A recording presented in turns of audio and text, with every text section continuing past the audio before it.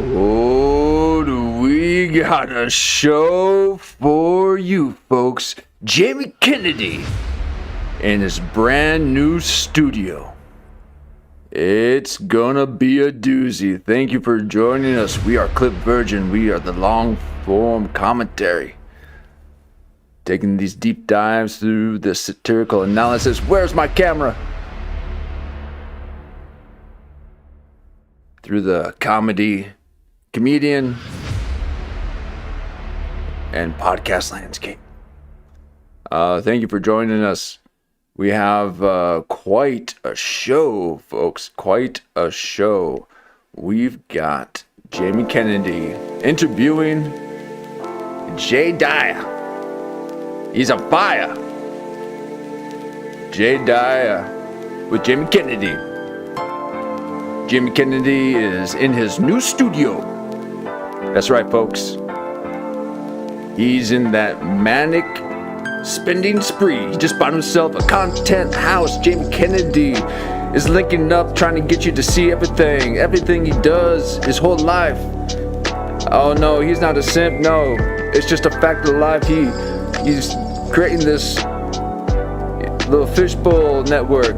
No, man, he's just Michael Bean, yeah.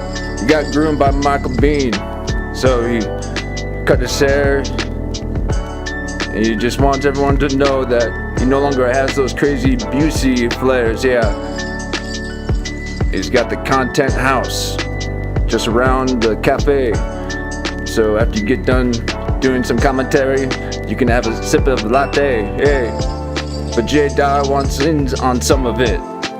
He sees that there's opportunity with this podcast thing, and he's trying to get into this. Andy Dick's already got a place on the couch, and that other chick who moves around a lot, yeah, to see ya or something like that. I say see you later. Oh, thank you, Jamie Kennedy. Let's just bring it on. Folks, this is why you cannot have music on a show. It elevates you, okay? We need no elevation when Jamie Kennedy is the creation. So, he's got a new studio. He's got a brand new home. Purely for content, folks. The kind of content that also has a sauna. And he's got a few extra rooms, so Airbnb it, or hate to break it to you. You know, it's the hate to break it to you, Airbnb.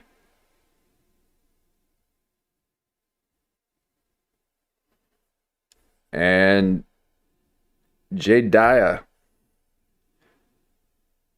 wants a little bit of that scratch. So, let's take a look at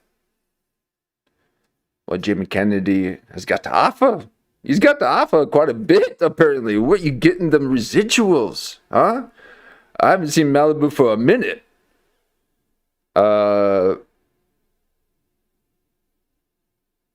hope Nasia isn't, playing you, because she's been looking for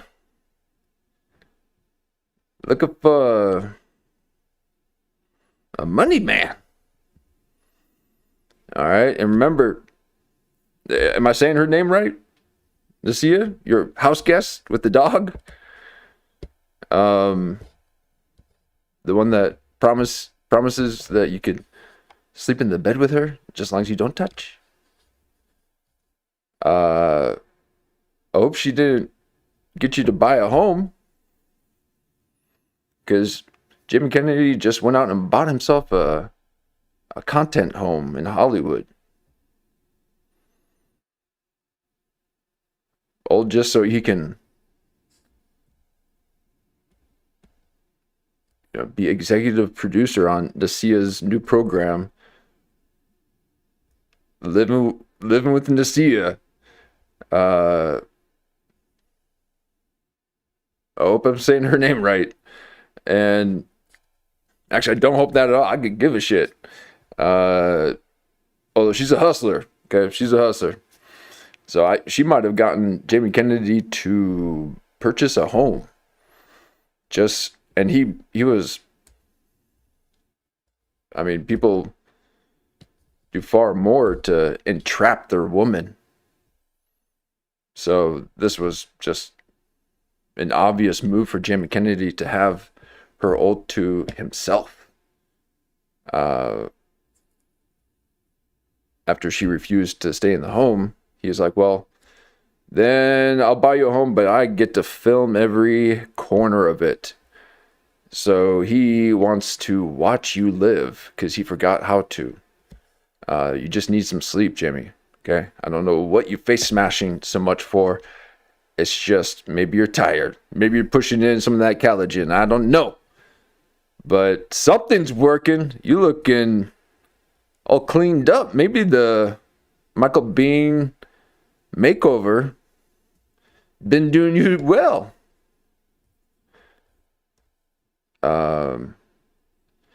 Just a couple listens to Kendrick Lamar, and my voice gets to that next level. Watch out. Which I will have to say, I don't think I'll be able to do any more music warm-ups anymore. Apparently YouTube does not like that at all. As a matter of fact, not one bit. And they're going to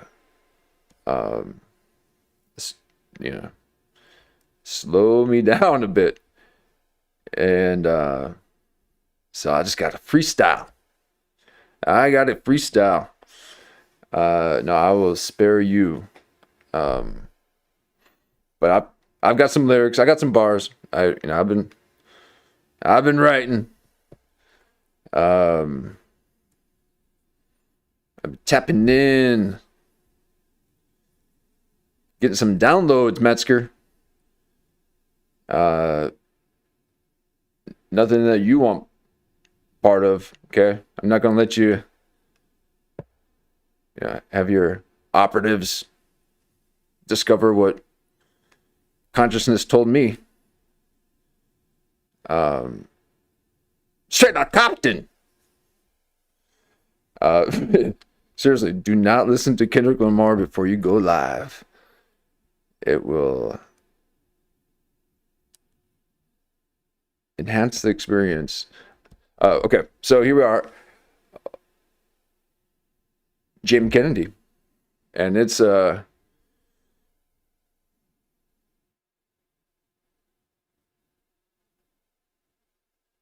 upgrade. It's an upgrade.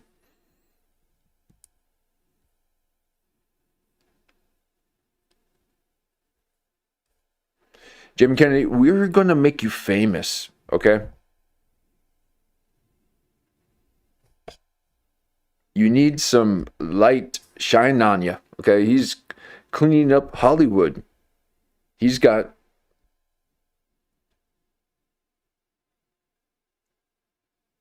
he's got a mission. So there's a he's following a calling, and he wants to get the non-working mid-level or lower actors jump-started again. He's like, there's all this potential here, but no one's doing anything. What's up? Well, it's like things are closing up. People are moving to the stage. Okay, no more sound stages. We just go to the stage directly. We are the sound and the stage.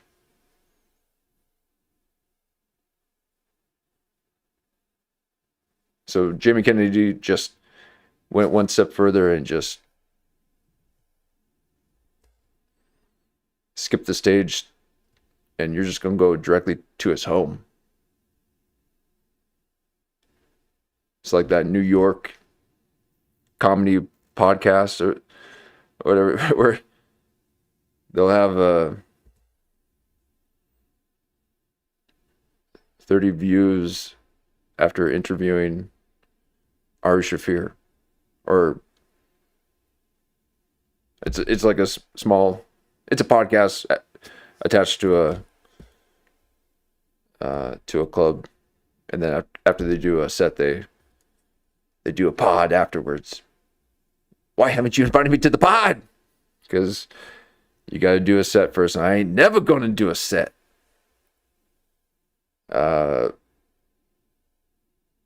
They won't let you in the club unless you've written down or rehearsed 20 minutes of material. If you're lucky, okay, sometimes they only give you 10 minutes. And if you're on their show and you're not someone who has an hour special, you're not going to speak for an hour on the show. You only get 10 minutes of you actually talking. And don't be part of that, folks. Don't be part of that. No one should dictate how long you speak. Okay, if you want to do a show, do a show. Yeah, so Jamie Kennedy just brought it to the home now. So, and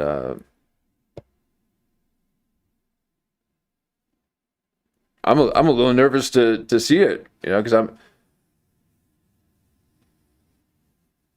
he's already backed away from us. Okay, he used to be really close on his solos, and now he's backing away, and kind of had a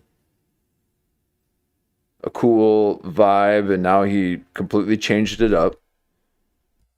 He had a little bit of shaggy hair and kind of a cool hippie vibe. I mean, Studio City vibe. And now he's all cleaned up, all for Michael Biehn. Why are you changing on us so much, Jamie Kennedy? Okay? We were seeing some authenticity. And you're looking a little cookie cutter.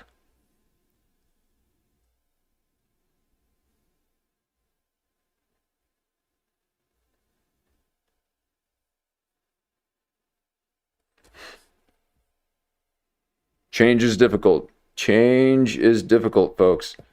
But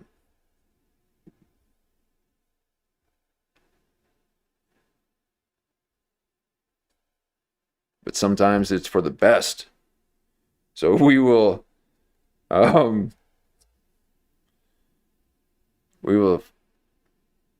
let's see if that is true.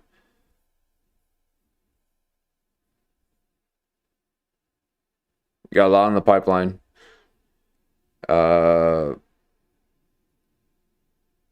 This is just the intro, folks. We're just, I'll timestamp these out so you know, just to get to the segment.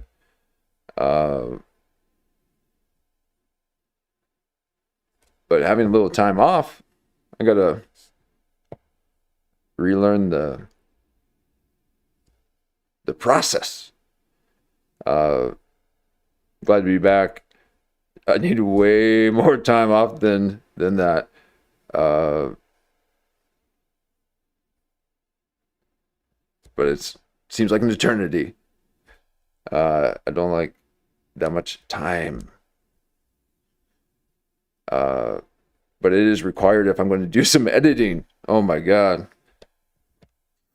You don't want to speak to me after I'm editing. Okay? You don't want to hear anything I gotta say. Because I see the world for what it is after I get in some of that editing mindset.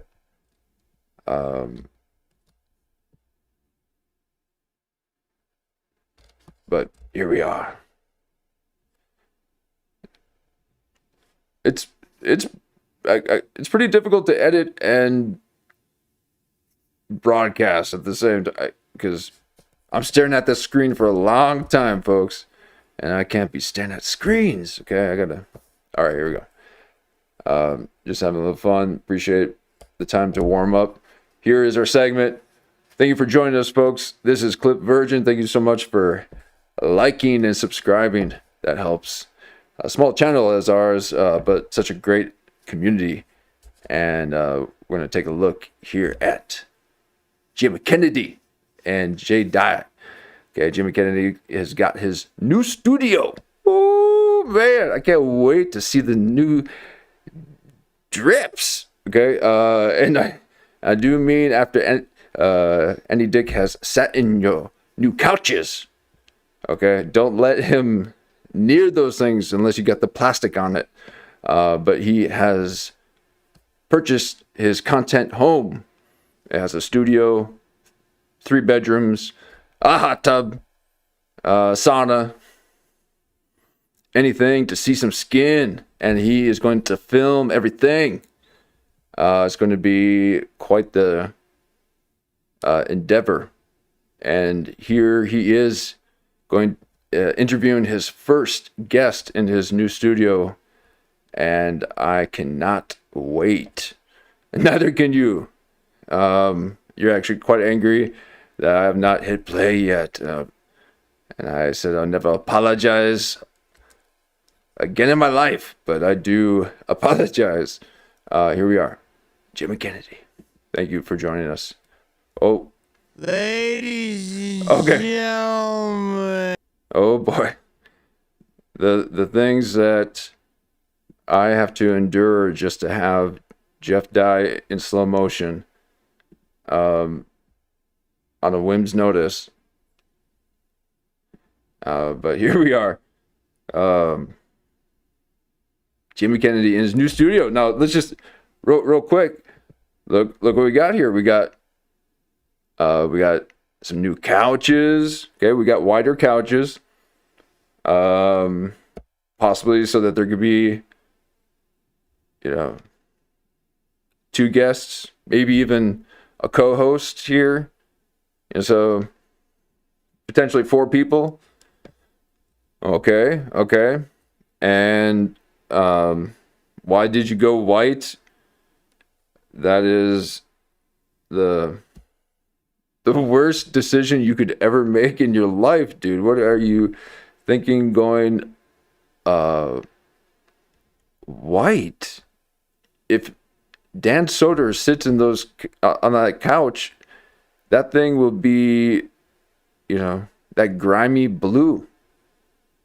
And I mean the dark one, the light, grimy blue, saggy ass jeans. After the truck drivers, climb out of their 18-wheeler, the same people that are in the bulldozers, and they climb out of the bulldozer, and the flat, grimy denim is going to be sitting on that if you invite Soder. So please don't.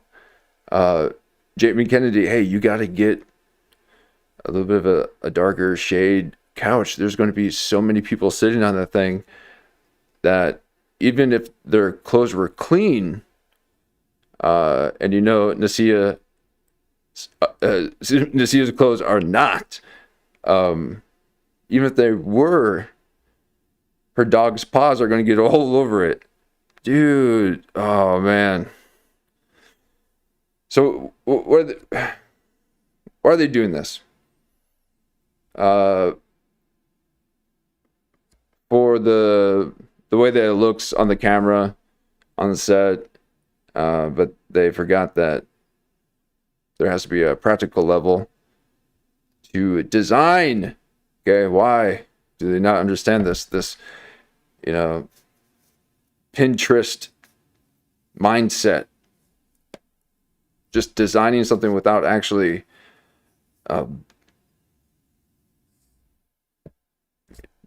having it have some kind of continuity to the environment, okay, is quite grating on the soul.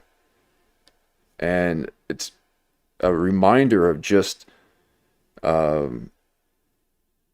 this backwards logic that is occurring in our culture today.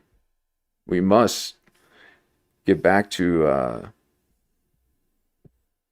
design that makes sense, not just because it looks good.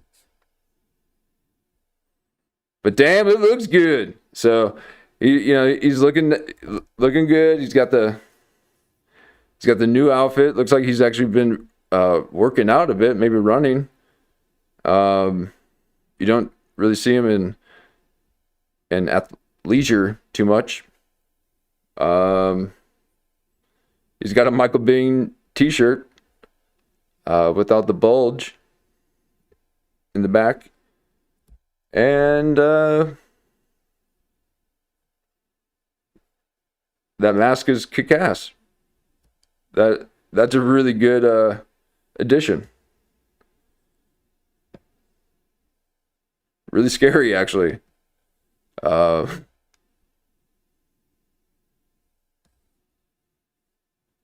Nice. So canisters of his old movies. Awesome. You mean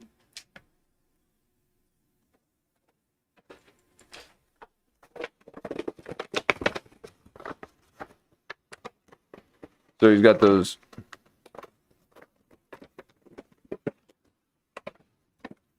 You mean something like this? Jimmy Kennedy, we all got vintage film, dude. Okay, it's not something that you need to encase in plexiglass, especially plexiglass. Okay, mine's in a nice old folded vintage. Okay, everything's written in pencil. I got it so vintage. I don't need to encase it in glass.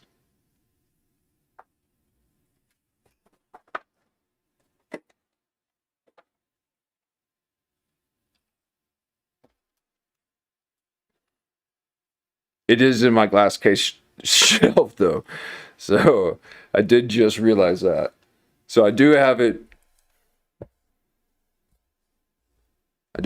encased in glass, essentially, but I took the glass away because I don't like reflective material. Okay, this set is worse than Dillard's.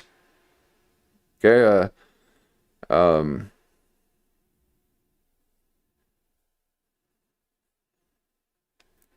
this is like the shoe section of J.C. Penney's. Okay, that's the level of department stores that I know, folks. Okay, I don't know any less or better than that. But it looks like that. Why? This reflective material and Berber carpeting that looks like really gross laminate flooring, like old kitchen laminate floors. I hope that's Berber carpet, or that better be stone. You couldn't afford stone.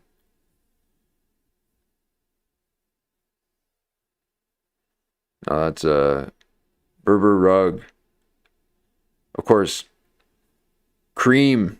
Okay, well, it's at least not Soder's bright white, like IKEA white.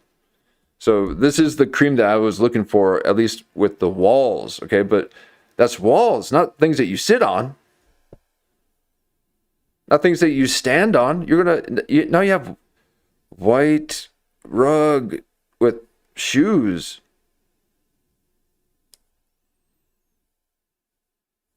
Please don't tell me you had this Nasia lady design this. I mean, the design looks great. I like the design of it. Like, so great use of space. I like the. I mean, they definitely filled in the space nicely. So they had the shot in mind. Thank God. Okay, I can't handle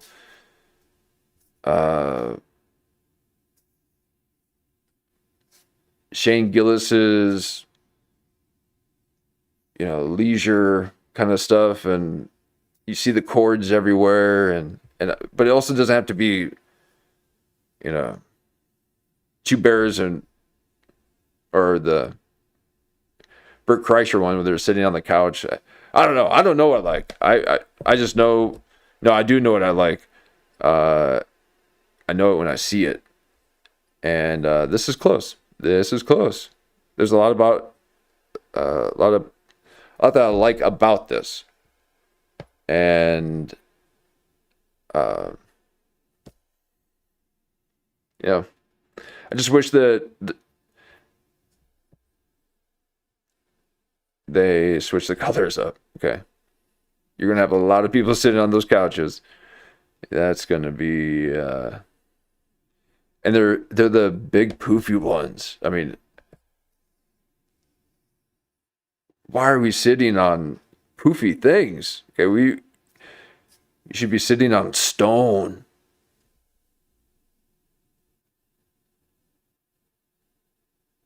You shouldn't be sitting. I mean, it's already hacked to say I've never seen, the only people I see sitting more are stand-ups. Okay, they never stand. I never see them stand. You got to pay to see them stand. Yeah.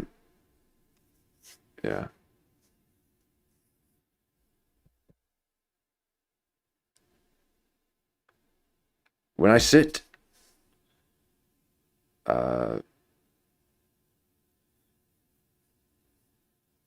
then what, you want someone that has no energy? You're sitting?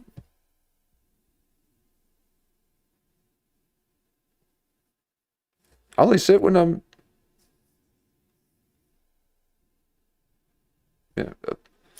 about to. I mean, I basically fall asleep standing. Often. I think that's how we were supposed to sleep, folks. I don't think we were supposed to lie down. We're astronauts. If Katy Perry's an astronaut, I for sure as hell am an astronaut. Okay, I've been to far deeper and out of space places than she. How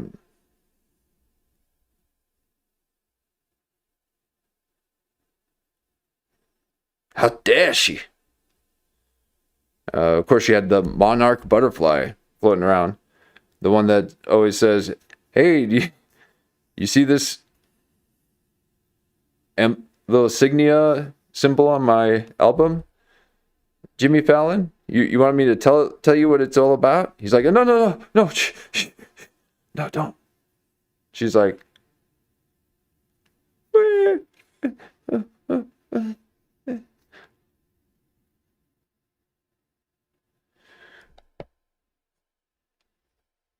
Jim Carrey's like,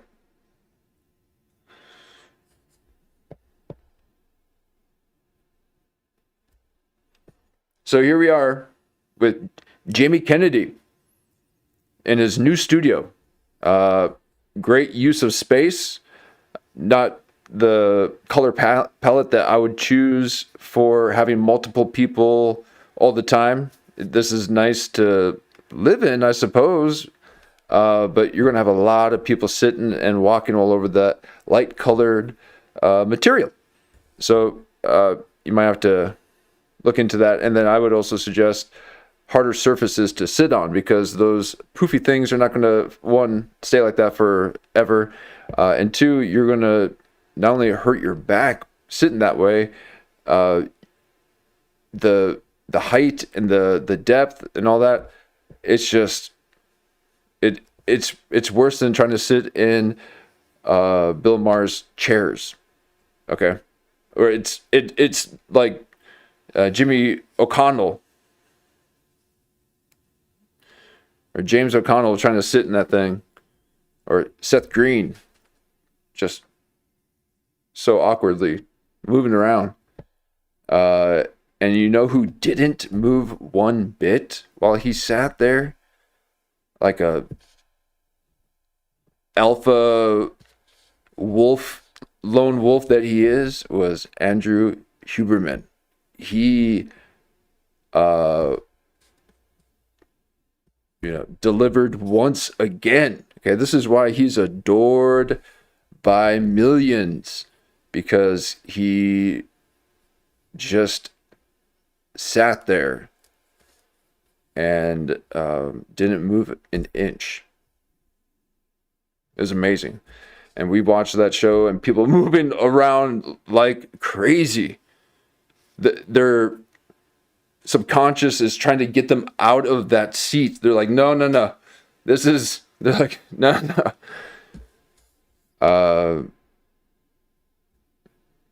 But he just sat there like king. He was a king. So that was a great view. Take a look at our previous stream. We went in great detail of that one. Here we go. Jamie Kennedy in his brand new studio. Oh, and again, this was all set in motion by two major factors.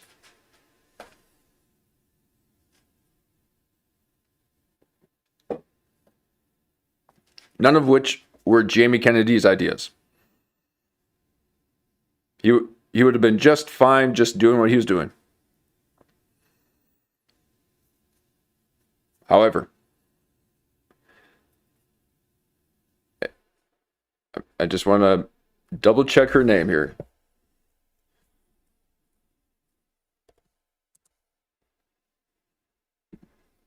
Now, folks, I do not recommend going through your own channel. You realize you probably need to come up with a new thumbnail. 84 apps deep. And I still haven't figured out how to create thumbnails. There's something wrong with me, folks. But here we are. So this lady right here, Nasia,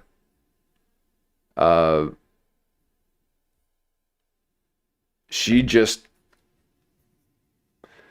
okay, this is Livestream 30.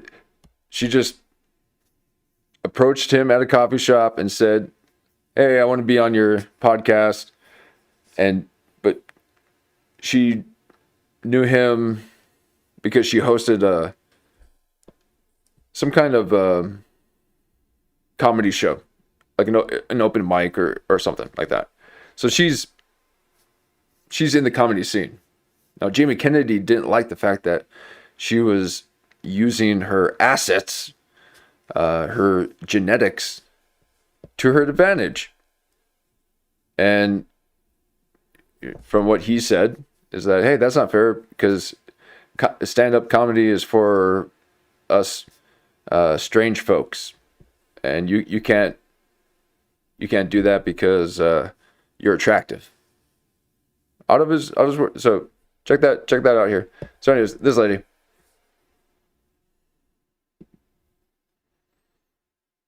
put it in his ear. Hey, you should just get this house. Okay. You have to go back and watch that stream to know why and how that would even be possible.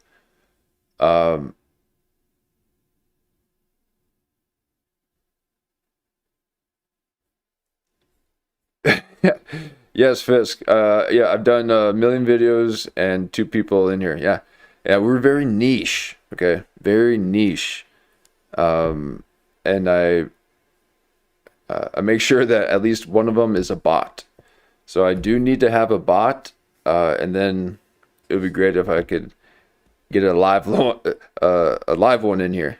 But yeah, we are not meant for the masses. No, it is what happens when you put a lot of copyrighted content out there. They throttle you. They will throttle you.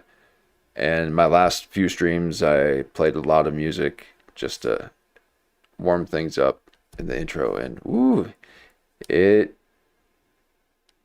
they'll just not send you out there. They won't even send you out to your own subscribers. It's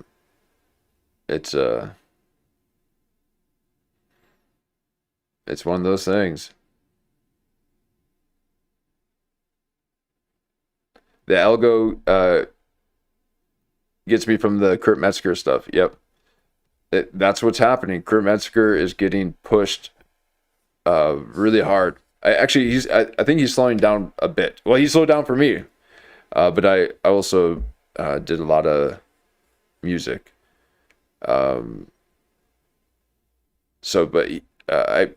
Yes, Metzger is definitely getting pushed. And so far, I would say he's maintaining this the frequency of which he's going out. There's a bit of repeating, which there would naturally be, but he's doing. People are enjoying it, and he's enjoying it, and there's lore behind it and some. So I don't mind him being pushed. I know people have an issue with him, one way or another, and I can understand that. I see it as a bit of an extension from Eddie Bravo, where he just kind of says the things that people won't say, but now he's saying a lot of things that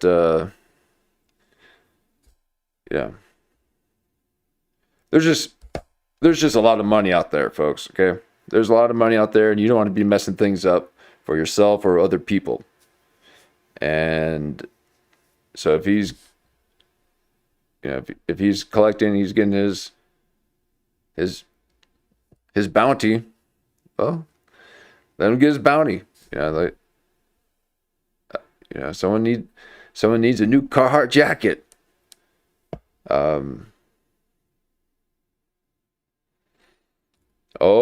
Is comedians browsing 4chan and stealing their material?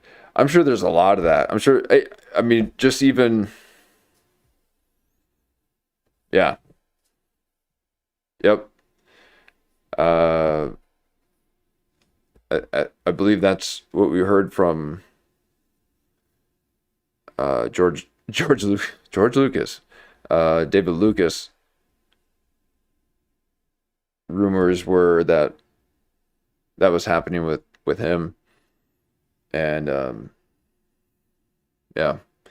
Now I'll say too, with Jamie Kennedy here, he has that comedy side and a little bit of the Hollywood side, and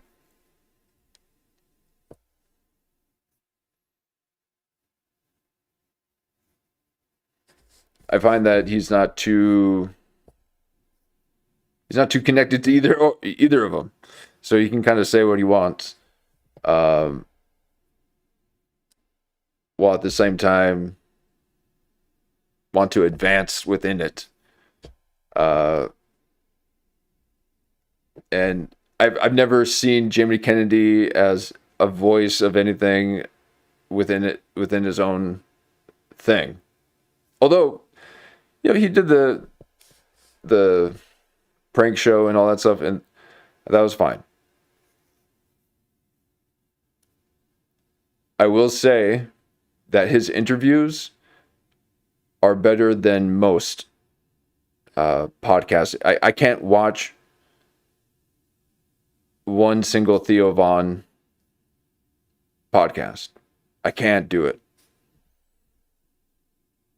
I barely was able to watch the Joaquin Phoenix interview. I couldn't believe Joaquin Phoenix.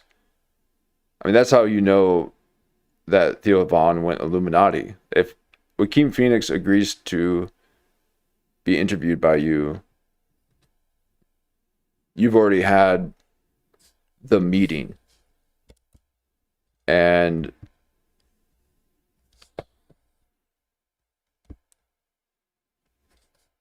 for whatever reason, I can watch a Jamie Kennedy one, and the reason being is that watch out. And this is one of the reasons, Michael Biehn, that is. But the reason being I can watch one of his, and we will eventually watch it. I know, folks. I am pausing a lot.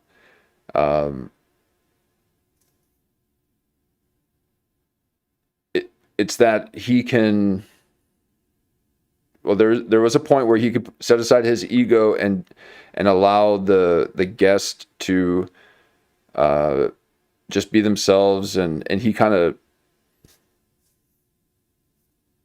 laughs along with it and doesn't judge things too harshly, but he still has his own kind of thing. So it allowed for the guests to shine. So he wasn't on here trying to show off. I'm on here trying to give you a show, okay? But I'm performing, okay? I don't need to try to perform. I'm a performer. Now, please don't perform, okay? Performing is boomer, okay? That's boomer. We want to treat it like it's a conversation between friends. Never. Okay, you ride my wave. But this is the ocean. No, that's not good. It's not wax. West Coast Poetic. But here we are. So Jamie Kennedy allows the guest to shine, and so many guests have. Okay, So we have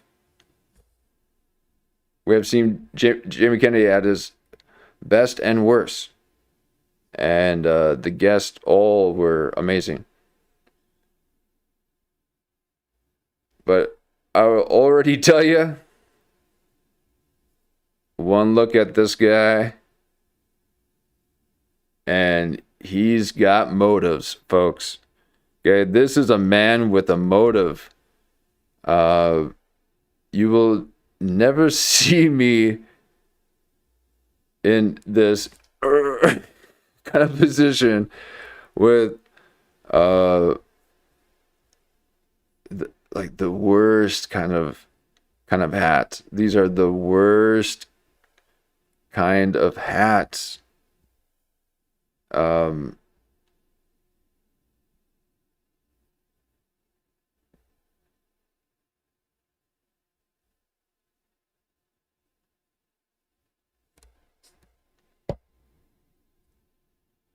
You're not Polo, dude. You're not.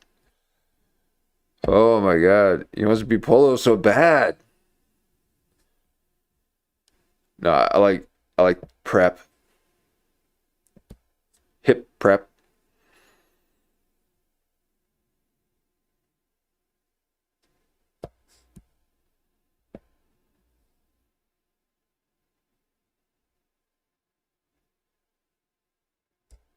Yeah, he's scoping. He's this again. This is why Jamie has to be careful. Okay, he's letting people into this house. Now he already has, because that's his old studio. His old studio was at his home, and he's like, I can't be having people come to my house all the time. They're gonna see that Nasia's been staying here.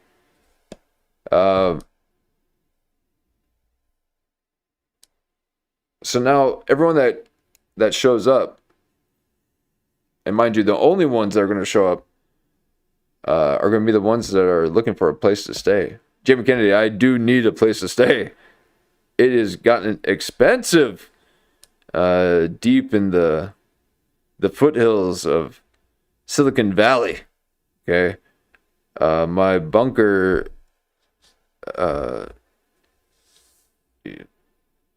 yearly tax just increased tenfold.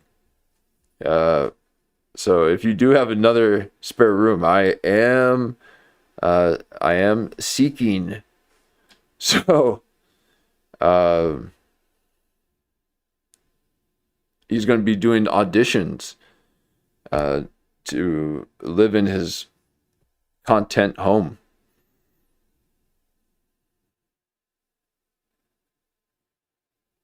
I'm sure that's going to be sanitary.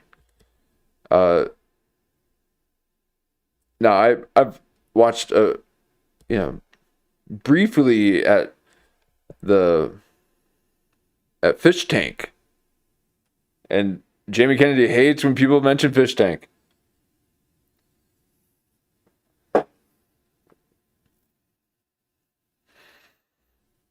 He's got a little LL Cool J look. Yeah, exactly. But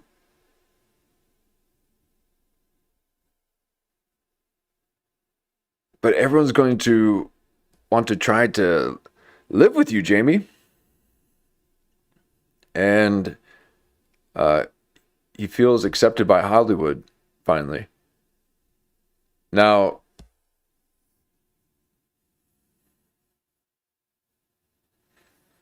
part of the whole thing will be you can have a place, you can have a room to stay, but there has to be some kind of there'll be some kind of audition, or whoever survives these certain tasks, like if be apprentice kind of thing.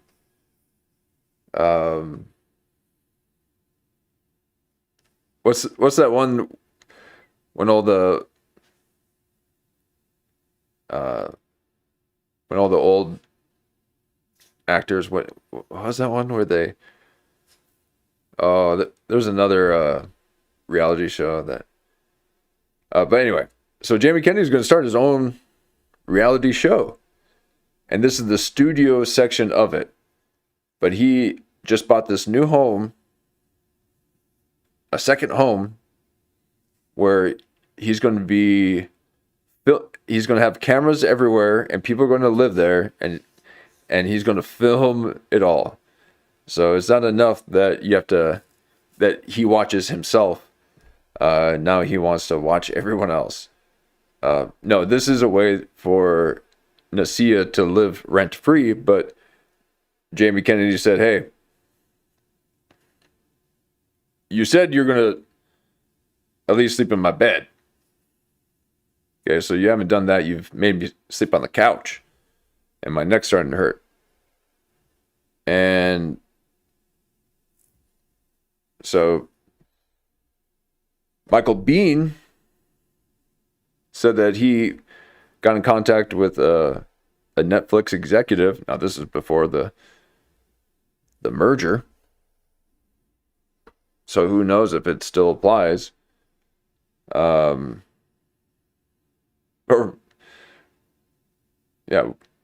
was a Netflix one, right? I don't even know. But Michael Biehn, where Jamie Kennedy interviewed him a few weeks back, had mentioned that he spoke with a Netflix executive and said, hey, why don't you have your actors come on my podcast to promote the shows that you guys are doing? He's like, oh my God, I've never heard of that idea before in my life. Michael Biehn, thank you so much. Yes, we'll send you all of our actors.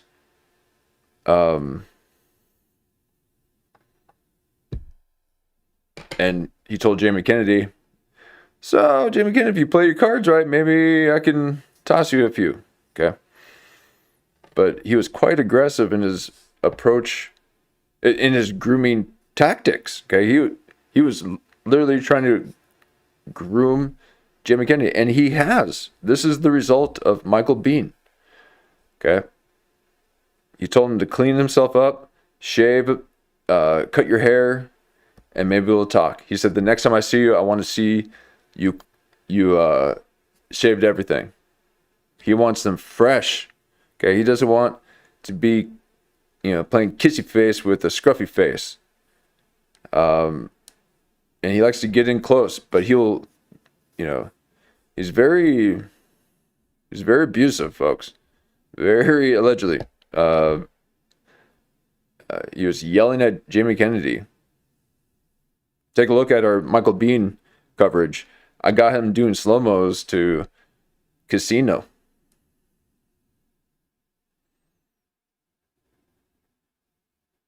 It's worth a view. Folks, these archives go deep. Now, I'm just learning. Okay, even though this is my 82nd, 83rd live stream, I've only been doing this for 3 short months. And I have yet to figure out how to make thumbnails. Oh, man. They require too much of me. No, it's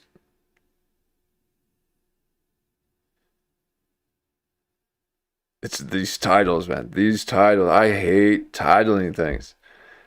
Titling and thumbnails, and that's why these YouTube channels are out there are so cookie cutter and hi and welcome to the, and here we are. We're going to be talking about this. Here's 3 things that are going to really set you off. 1, have you ever considered why we just allow things to, anyway.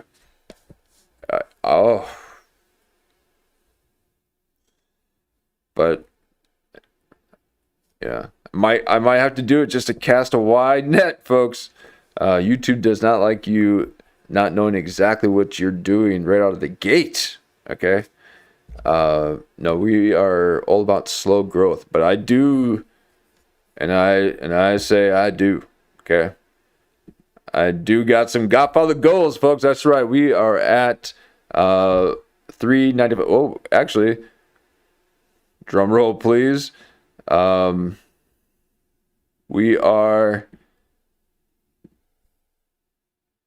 sitting at 295. That's right, folks. 295.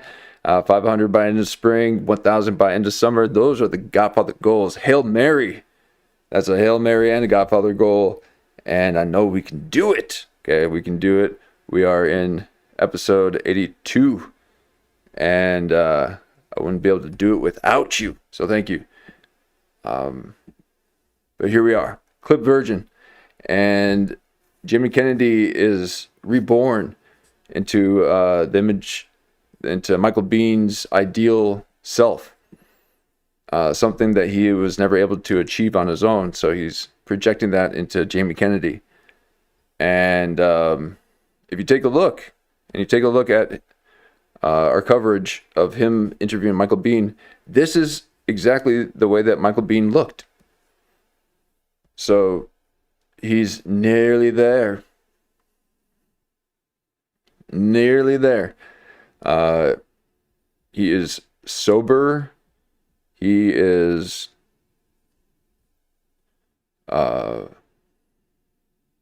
wealthy and successful.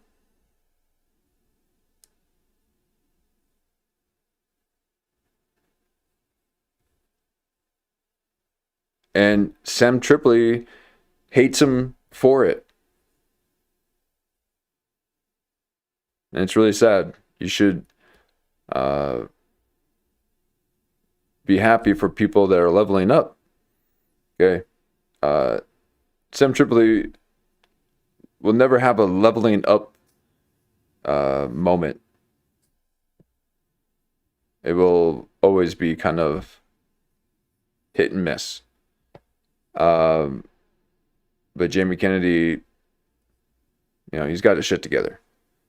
So this is his second home, just for shits and giggles. Thank you for joining us. Here we are. We got a lot of trimming to do. Jamie Kennedy. Boys and girls. Here we are. It's Jamie Kennedy here. You're looking at my new studio. Oh, yeah. New studio. In my new crib. Oh, he's got to be feeling so good. In Hollywood, California. Jamie Kennedy, hate to break it to you. My first guest. And my new home, my new studio, Hollywood, California. People are fleeing this state. Companies have vacated decades ago. 80% of my friends have left this city and found their way to live far easier and more stress-free than before. But I'm here, folks. Jamie Kennedy. I'm still here. Bill Maher's queer, and they're eating the babies, folks. No, allegedly. And this has got to be really good. Feel really good for Jamie Kennedy. And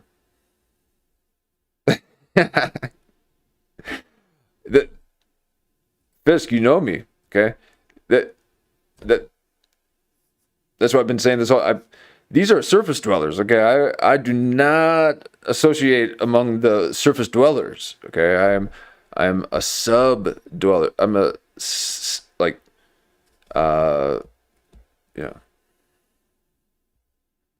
sub-level being. And no. I'm not a streetwalker. Okay, these are streetwalkers. I'm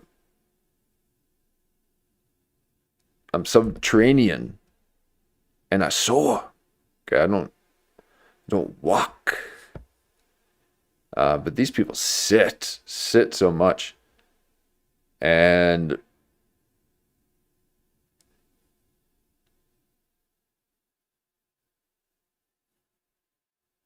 sometimes you just gotta stand up for what you believe in. No puns. Here we are. Jamie Kennedy. My cherry breaker. Jay Dizzle. What's up, dude? Jay Dyer. Wow, for Jay, first of all, you're dressed like An elderly B-Rad. Yeah, you are. I've got my elderly reading glasses. So You know your wife is from the IE, I think. Inland Empire. Yeah. Yes. So you're dressed like a B-Rad from the IE. Yeah, maybe. Jay, Yes. he's doing a cross-country tour Yeah. of 1 billion pods. How's my studio compare? The best. Yeah, and I was gonna say the lighting's good. You know what, everybody? He's got good lighting. The backdrop's way better than most. He's got a great use of shade. You know, everyone's going with this fuchsia color. You know, what is this? Is this purple or blue or something?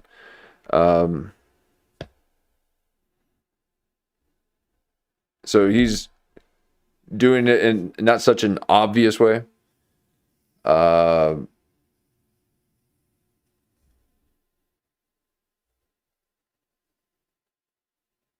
Yeah, Scream is the one that he was in. Yep. And Malibu Most Wanted, and he also did Jamie Kennedy Experiment. Joe Rogan absorbed that essence and named his show The Experience.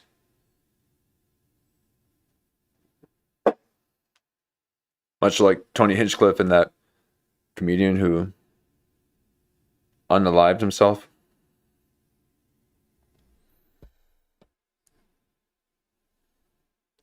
Hey Lulu, we just started. We got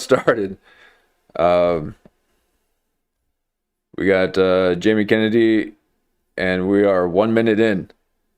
But you did miss a lot. You did see, and that's the time dilation, folks. Okay,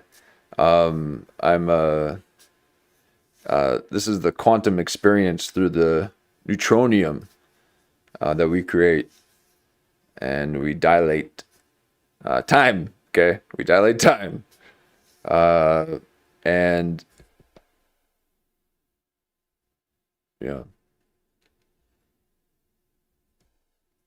the stream of consciousness knows no time. But occasionally I do have to consider the people that might happen to see this afterwards. Although I need to stop thinking about that and enjoy my time here. Because, you never know when it's all going to go away. So each time can be your last, folks.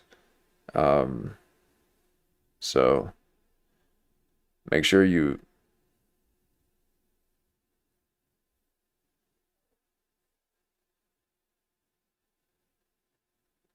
do whatever. I'm not even going to say anything. You do whatever you want.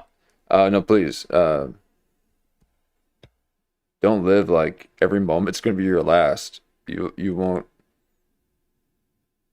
get groceries that day. No. I'm telling you.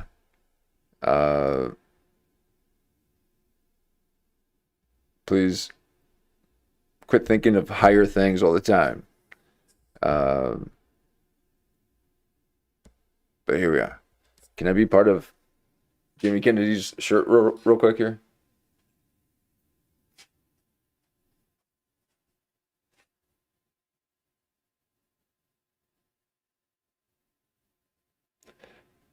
I complete you, Jamie. Jimmy Kennedy, I complete you. He he's getting famous, folks. We need to be his friend. I'm just skipping that step, and I'm just being him. I'm being in him. Jamie, I'm telling you right now, I would be a lot more fun than Nasia. I would have told you, please don't get a light color. I mean, just you wearing the black on that is going to show up. Yeah, you don't understand how fabrics work, apparently, huh? Are you new to the game of fame? That's such a shame, Jimmy Kennedy. You should know.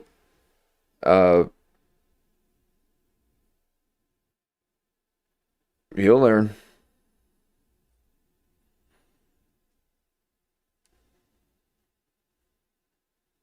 But this is Jamie Kennedy after being groomed by Michael Biehn.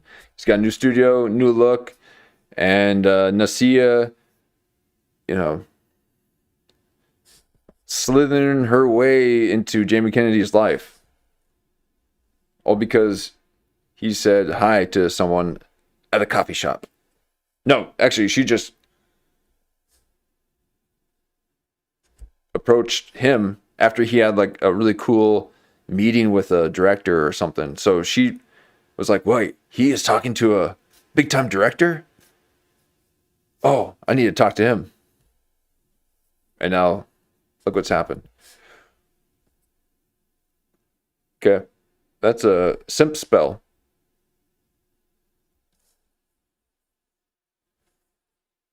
Everybody else does. They rent them out at like Walmart and business centers. It looks like garbage. Invest in yourself. Yeah. Because this was a sitting area, and I'm like, and they all say that too. They all say that when they just, this is a way to cope for buyer's remorse. Invest in yourself, folks, because oh man, and don't be afraid to really invest in yourself, because 2 mortgages in LA, yikes! I kind of forgot. So really invest in yourself. Michael Biehn, help! Okay, he's like, hello, Michael Biehn. Hey, I shaved and I got in the studio. Can I have some of those actors that you said you would pass me down? Or pass down to me? And just like an abusive child, Michael Bihn's just dangling this carrot over Jamie Kennedy, but he can't even see that because he's too busy smashing his face. But when he finally relieves his eyes from his fingers from his eyes, and the coloring comes back, he sees this carrot being dangled in front of him by Michael Biehn. And this goes deep, folks. This goes deep. And sometimes you gotta let that freak flag fly. And it's a pretty cool shirt, though. Got the Scream logo on it. That's cool. But can you really have a WWF thing like that? He's like, it's not. It's just a W. Well, let's see what whatever that coked out guy's name is. WWF guy. All right. So new studio, new home. He is feeling good, and he's doing it in LA. This is his home base. He's been promoting LA. He's like, folks, hey, come on, LA. Okay? Please. He's just begging people to hang in there. Don't leave LA, folks. Okay? You don't know what you could miss out on an opportunity to be on Jamie Kennedy's voyeur home. So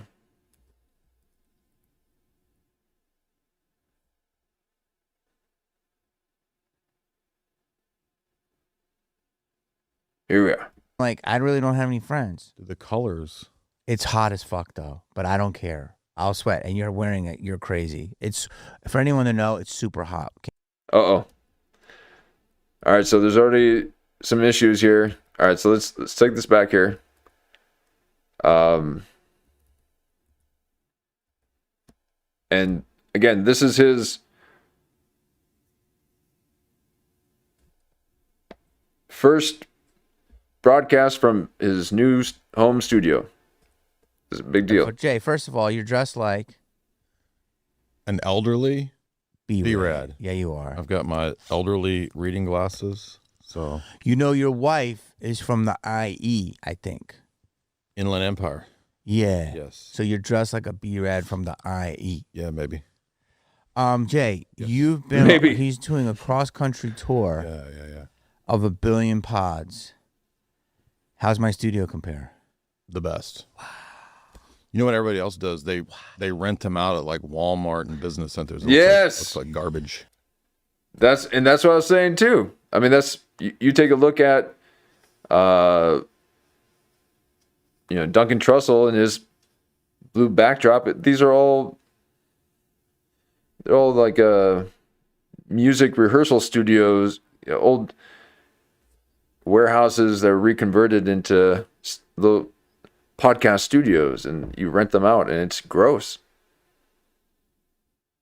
And it's repetitive, and they're all looking the same.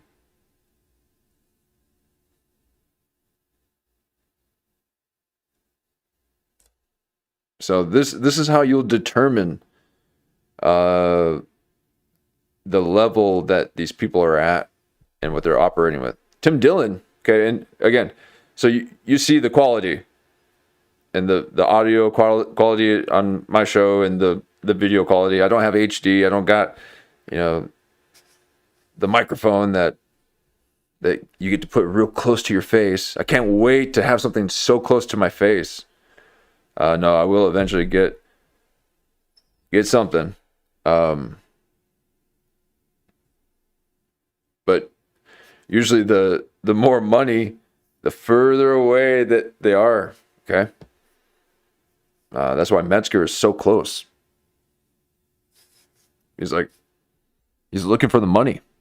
Okay. When you're looking for the money, you're really close to the screen. When you no longer have to look for the money and you're investing in yourself, you're removed from the lens, from the screen. Okay. It's the monitor. I need to see everything.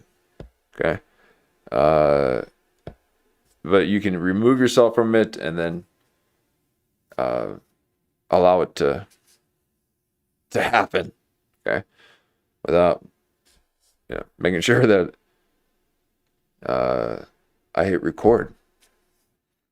So he's leveled up. He's further away from the camera. He's got a new set, new home, but the color is not going to work.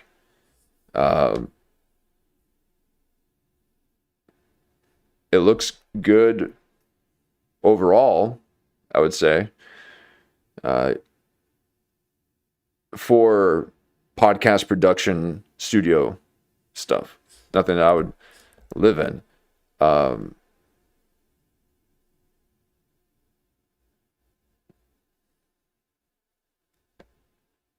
But he already mentioned that it's hot too. So let's take a listen. Invest in yourself. Okay. Because this was a sitting area, and I'm like, I really don't have any friends. The colors. It's hot as fuck though, but I don't care. I'll sweat, and you're wearing it. You're crazy. It's, for anyone to know, it's super hot. Can't figure out the air Well, conditioning. the Arab dudes wear clothing in the desert, so I thought I'd try it out. I got you. Yeah.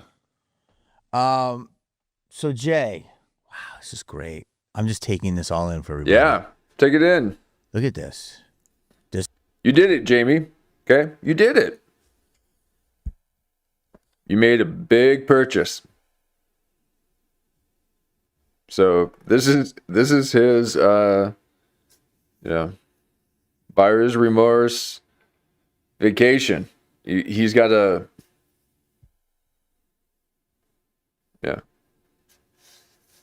he's got to sit in the cope a little bit.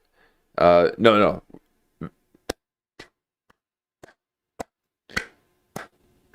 You did it, man. You got yourself a studio. He's a production. Jizzy Productions, folks. His name is Jizzy Productions. That's a real name. Now, I was not going... I'm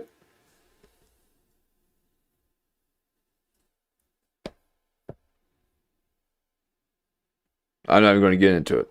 Okay. But what you doing naming your production company Jizzy?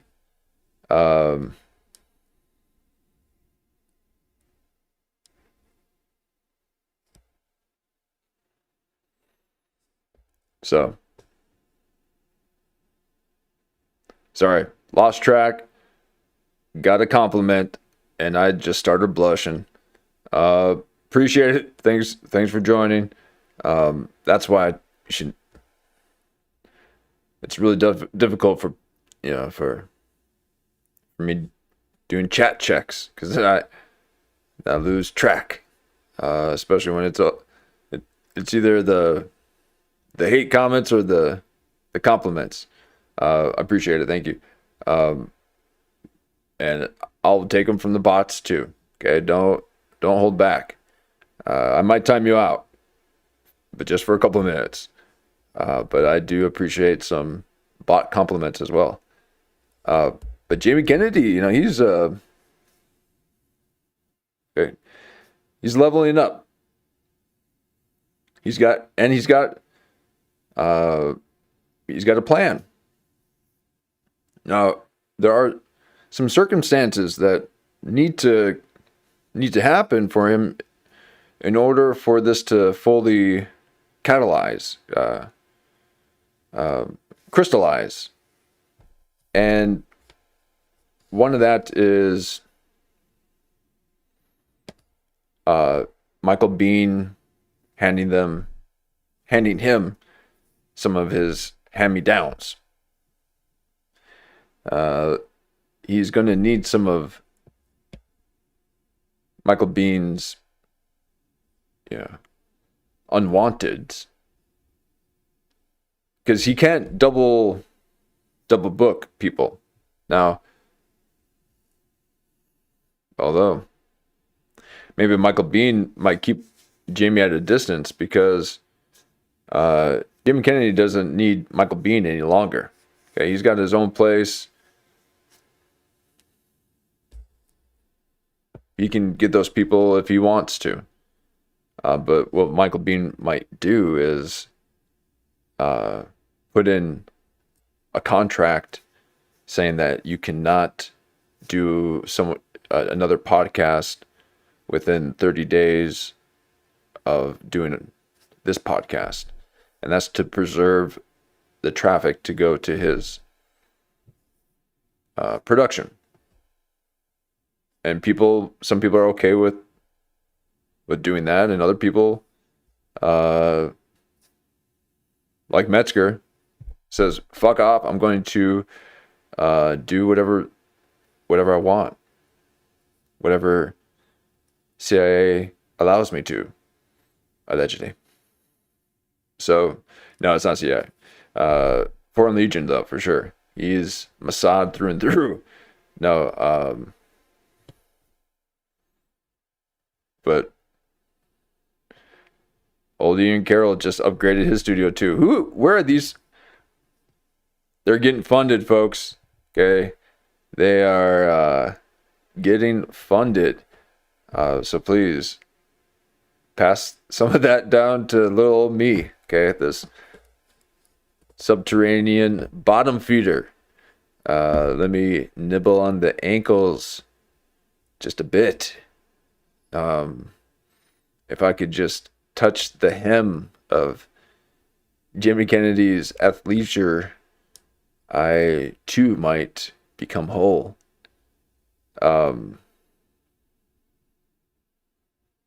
But here, until that moment, we will watch someone else's journey into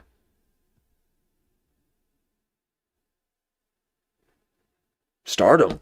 I mean, why is Jamie Kennedy trying to do film production stuff? You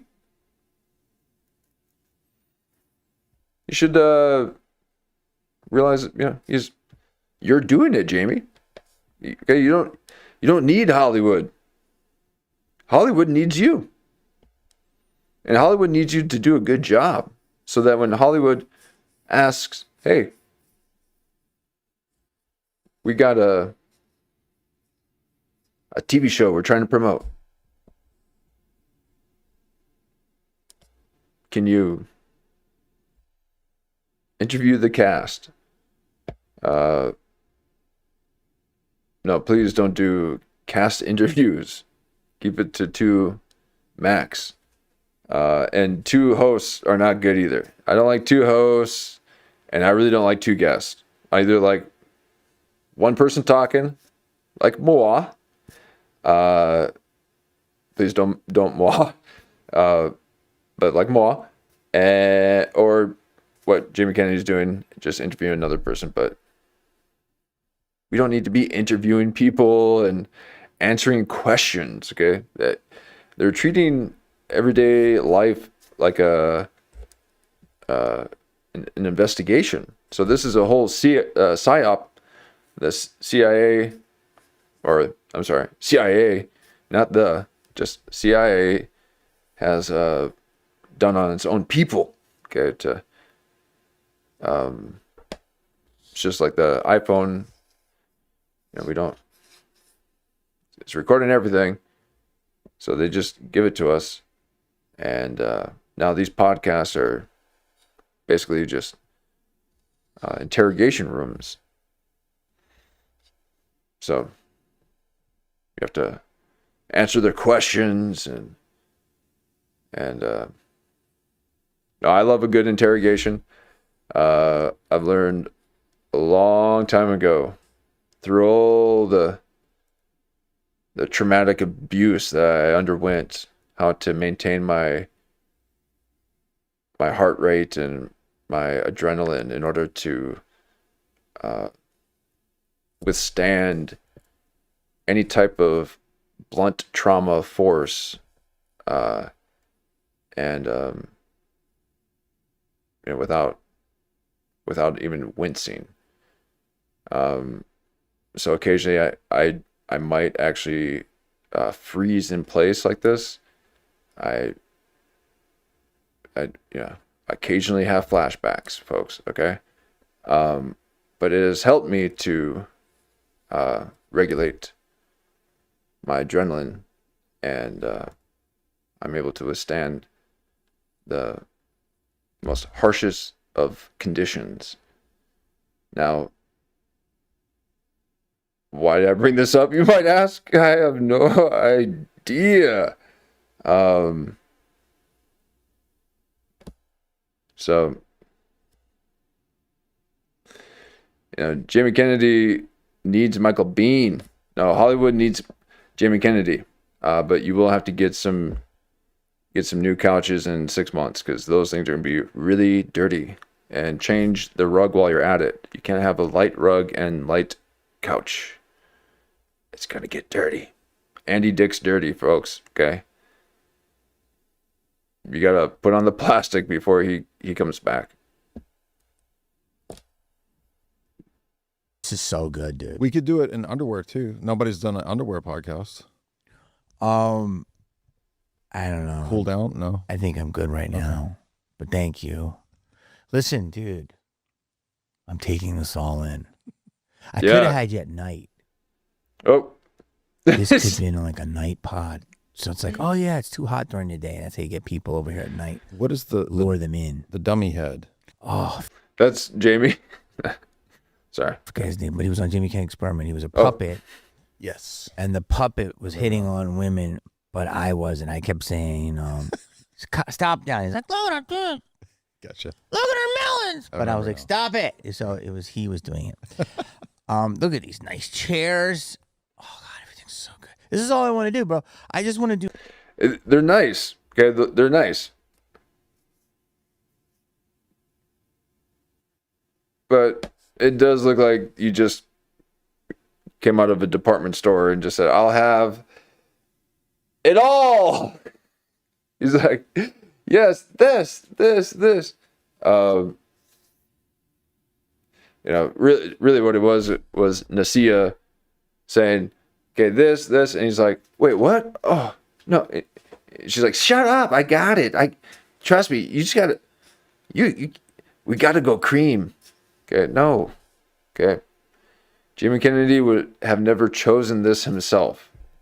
So he has to be okay with it. So he's convincing himself as he's saying, you should invest in yourself. No, you should maybe save your money. Have you heard what's going on in the world and the economy? You'd be lucky if there's, if the dollar lasts another year. People are guessing less than a few months, but for sure, intense inflation about to occur. And he just bought another house. Now, maybe that's good. Maybe he did it just in time. So, again,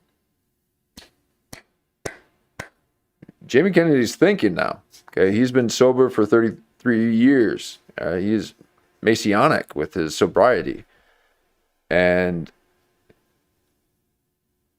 he's able to see the tide, okay? He hasn't gotten hung up on stand-up or Hollywood. He forged his own thing here. And he was always one to, he was very experimental. Okay, he had one of the first little prank shows before Punk'd. So here he is doing this, little stroke of genius once again. And I believe he had done this when he did his podcast. And now he's, taking a chance. He's taking a chance. So people that are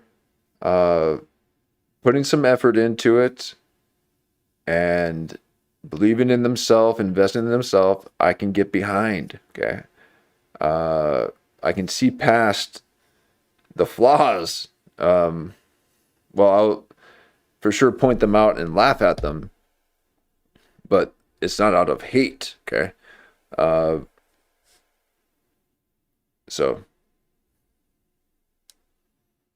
we too are soaking this in, Jamie Kennedy. Okay, we've seen you through the years, and this past year has been really good for you. So I've seen this almighty bell curve, and you're knocking on heaven's door. Okay, that's that Schumann resonance.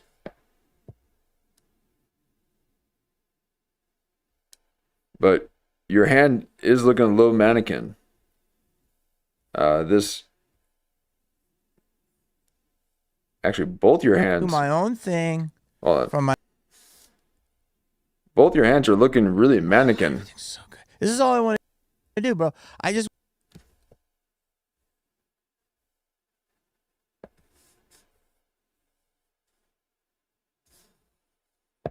Hold on a second here. Want to do my. Now, is he using some kind of moisturizer or something? Because there's like a little bit of a glisten to it. Oh, she's got him using moist, because look, it even goes up to here. Oh man, he's using moisturizer. Look at that. It's like,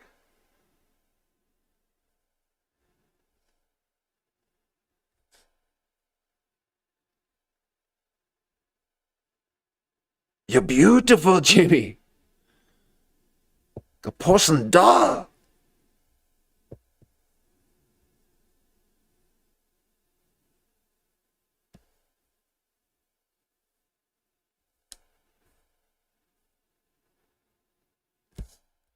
My own thing from my own place, and I just want to Soak it make in. content. That's it. I want to stream. I Yeah. want to pod. I want to have opinions.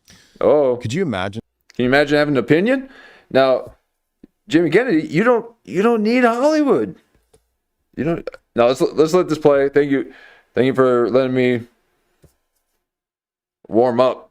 Okay, this is what happens when I take a day off.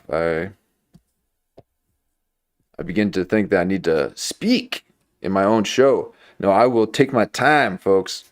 I'm not here to cast large nets. I'm here to satiate. But I like to satiate in Metzger's nets. But no, please, let's put a rest to satiation.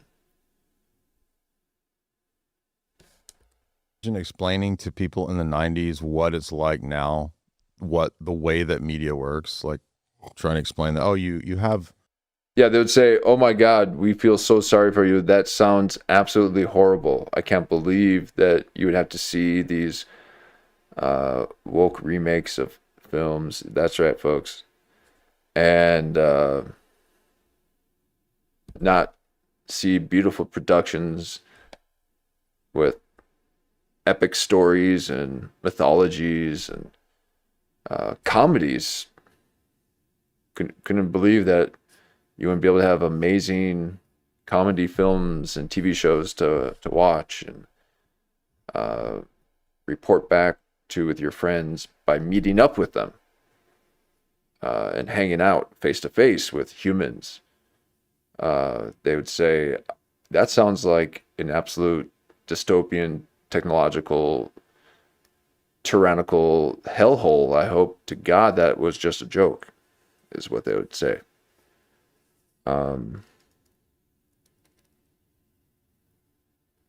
Because no one would choose this.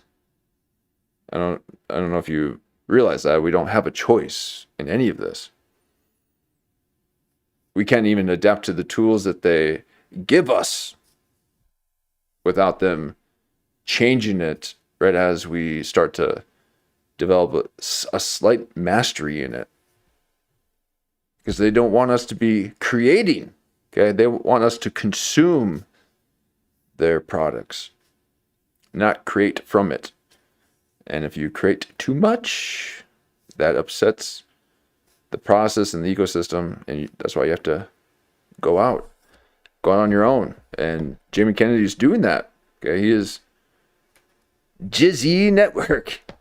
Watch people in their homes jizz it up with Jamie Kennedy and his jizz content home. Okay, that's his production company. I thought Clip Virgin was edgy. Okay, now again, it has a bunch of different meanings that people. Doesn't mean this other thing that people think. No one thinks anything of it, but they always say it. Okay, quit saying my name. Too many people name dropping. They'll Clip Virgin.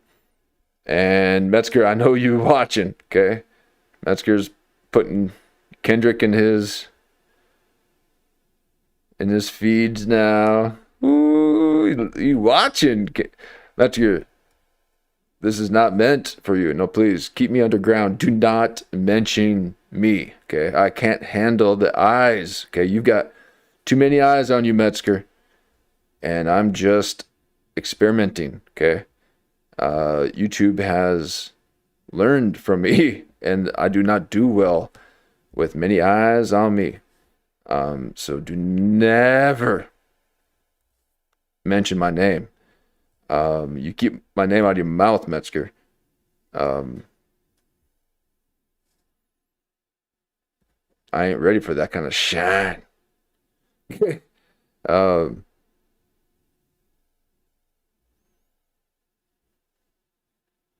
I like to keep it to people who, barely understand. Barely understand. Right when they understand a little bit of it, and then there's nothing to understand. We are, below standing. But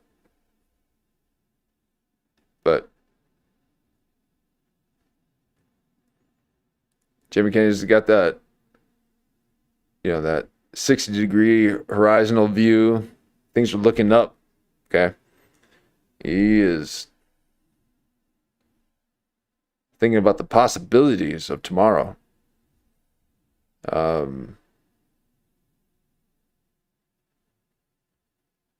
mean, if you see a man looking up like that, shake his hand. Become his friend. He might have one of 3 available bedrooms in his voyeur home. But Jamie Kennedy, answer my phone calls. Okay, I've been calling for a few days now because my car is small. Okay, that is a positive of this whole exchange. I do have a small car, so I wouldn't require a large space, but I do require a space. I need a parking space. But these seats are getting a little uncomfortable to sleep in. No, please. I'm subterranean. But if I do got to be above ground, it's when I sleep in my geoprism. They're quite versatile. The seats go all the way back down. And that's not a duper's delight. Okay, I've just I was just thinking of the possibilities that Jamie Kennedy and I could achieve if I only lived with him. So, like, I don't know if you guys knew this or not. It's fun living with people. That's a fun thing. So all the people that don't live with people, live with people. No, please. I couldn't imagine people living together. I barely see people, let alone live. No, I reserve my speaking for broadcasts. I don't find time. I don't find time to talk. I'm sure I'm not the only one that has experienced this, but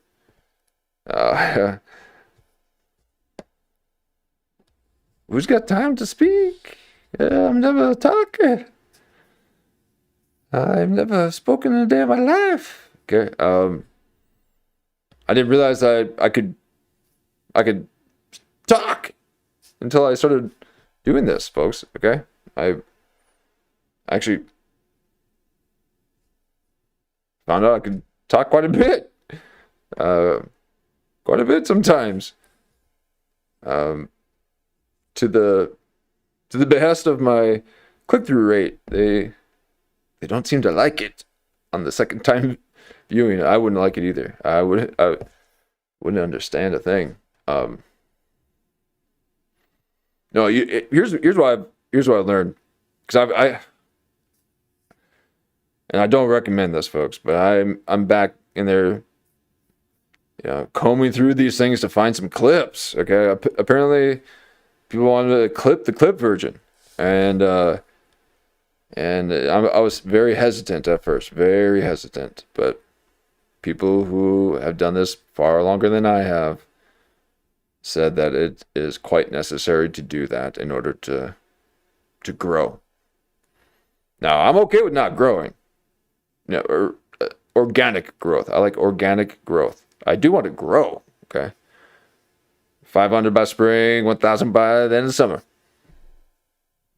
Well, 500 by end of spring now. And, but not this, like, gunshot growth. I had a video go, mini viral, and it freaked me out. I'm like, no, hold on. What? No. That's too many. I think someone shared it. And it went on, I think it shared on Reddit or something. It just went, I'm like, stop. But Jamie Kennedy's ready for this, okay? Okay, I'm just 3 months in, folks. But, I'm 82 and I'm 82 deep, okay? I've already mentioned it a few times. I'm repeating myself like Metzger, but I'm soaking it in, folks. I just can't believe it. I'm almost at 100 episodes. And then soon I could put to rest this constant need to broadcast. I got to get back to editing. I need to be a faceless channel like yesterday. They're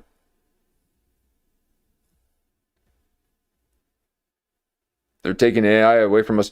They're taking Soma away. That's what it's called, right? The AI program that everyone's using.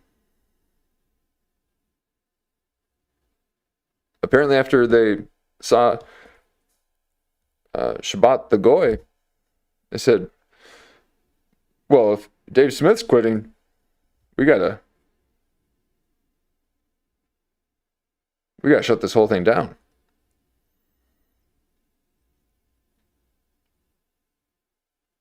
I really do need to play this. I'm losing my audience, folks. I'm losing my mind, okay, on the quality of Jimmy Kennedy's set design.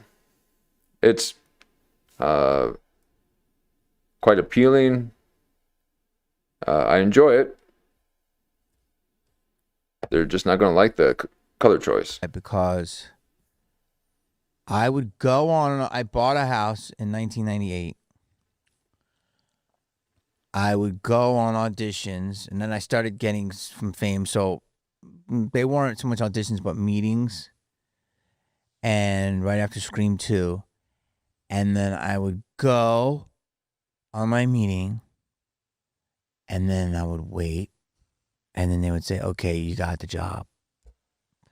And so I would wait for like 2 weeks for it to start. So I'd go to the gym, and then I'd go to sushi that night with like some actress. And that's it. Like I had just gotten my computer. There was no social media, and Amazon was just starting, but like it took forever to load it. So think about that. We would audition and we'd wait. I'd wait, call. And if I wasn't there, I'd check my voicemail. Like, you know what I mean? I didn't even have a cell phone yet. Does it blow your mind how different it is now to then? Well, saying what you're saying, because here's what was great about it. I bought my house, and I got a big TV. That was like my two treats, right? And I got a video game, whatever the console is, Gamecast. And so I would play video games all night. I played Tomb Raider. I love that game. I know, I do too. It's classic. And so I play it all night, and Nick Swartzen used to come over, and we'd play, and I'd sleep, and then I would wait for my next audition. I'd go to the gym, and I had all this energy, or like I was trying to make stuff happen, but we didn't have the outlet. Yeah.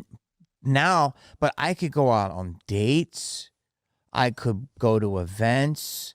It'd be like, oh, you have a Maxim party event or the premiere of Goldeneye or whatever. I remember like I went to the premiere of the Bond movie. That was like a thing to do. Or, oh, there was a restaurant opening, or there was a Motorola event. And you would go to that and you go to an after party and that was it. Like you weren't. Now I'm so busy. The problem is doing this stuff is amazing, but It takes all your time. Everything is bifurcated, so you're getting a little piece, and you just have to get the bigger piece. And now all your time is being used, dude. It's wild thinking about it, like you just said. But it's like it's all your time. Like It is. I would go in, and that's why I was talking about last night. Like I got the YouTube plaque, and I unveiled it last night. Oh, that's right. And I've done. And he also got is it 10,000? 100,000. So he got his 100,000. That's how new I am. I don't know the plaques. Okay. Do you get one at 10,000 and then 100,000, or is your first one 100,000? Either way, he got his plaque. So he's feeling good. He got a new house. So he's got the plaque. He got a new content house. He's got, potential,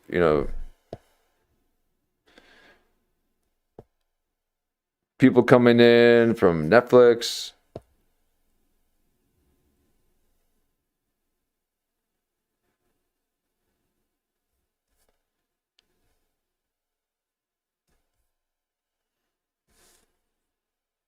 Pretty good stuff. On a lot of things in my career, but to get that plaque is so meaningful because it's like from an idea to that to real people liking. I didn't have to go to an executive and pitch it, and then go to the VP of production, and then hopefully get a pilot presentation, and then a pilot. Like TV is 95% failure. Brad Gray, God rest his soul, one of the founders of this. You don't need it anymore, TV Jamie. This business, really, one of the rocks. He died. He said that TV is 95% failure. He said that to my face, and he was right. Mm-hmm. Right, because limited space. They had the mafia had everything, funneling in through the advertising agencies, and all. They had a nice little system for it, but you had to.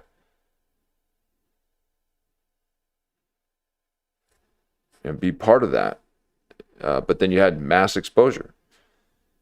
So here we are with the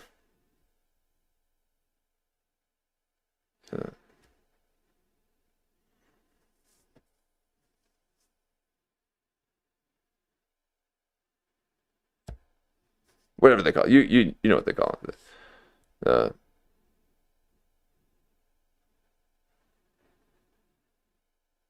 Jamie Kennedy's just got me in a spell right now.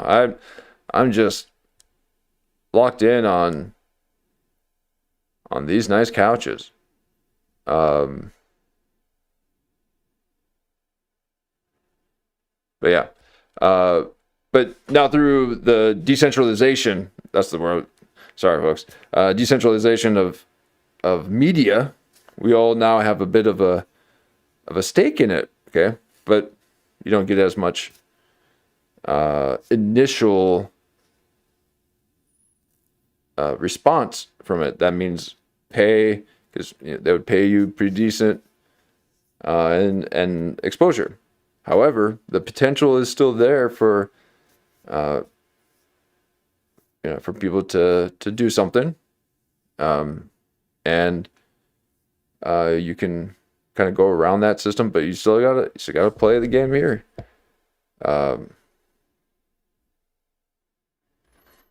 Ice Poseidon. Jamie Kennedy was. Oh, he was talking like him. Yeah, that sounds familiar. I'm not. I'm sure I'd recognize him if I saw him.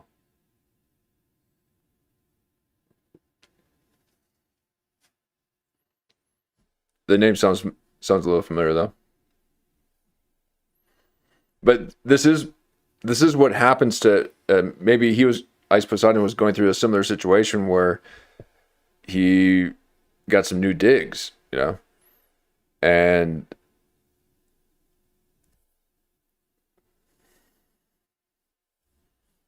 he didn't even realize we caught Jamie here slipping. Okay. We want people with their eyes open at clip version. Okay. We need those independent thinkers, the critical mass.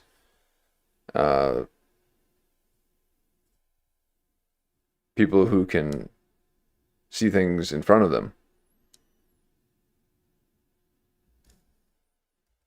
And so, like, now, the good news is we can do it. Exactly. But the bad news is everybody thinks they're special. Exactly. There's not a lot of you guys are special. Oh, and there it is. Oh, the power. Okay, now Jamie has got a little bit of power. Oh, and his hands go like this when there's a little bit of power. It's magnetic, okay? People are being drawn to Jamie Kennedy. And now he's like, he gets to be choosy with who gets to be on Jizzy, okay? He's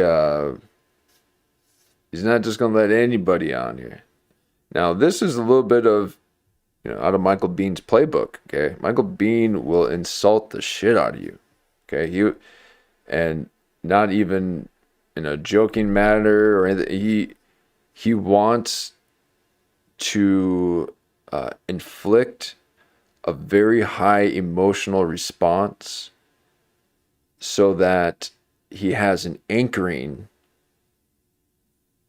so that from that anchoring that you give him, he can then proceed to manipulate you and steer you in the direction he wants you to go into. He's bridling a horse, and then so he's putting that bridle right in Jamie's mouth, and Jamie Kennedy's riding fast and feeling like he's, hey, look at all this extra weight I'm carrying. I'm Michael Bihn's workhorse. Not realizing that he's being controlled by someone who's riding his back. And with that bit in his mouth, he ends up sounding like Michael Biehn. And you got to have some kind of gag thing in your mouth to actually sound like this man, because he just kind of talks like this. He's like, and I just hit the guy. So now Michael Biehn is wearing off on Jamie Kennedy, and so now Jamie Kennedy is going to start introducing some insults here. This is the first time I've ever heard him say anything with a motive of power or dominance over someone besides Nasia. Okay, he wouldn't let her talk a whole lot.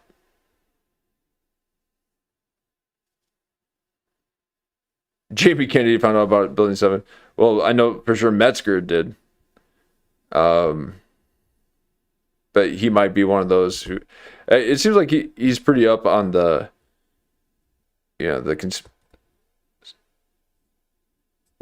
surface level conspiracy theories and the stuff that's on Instagram.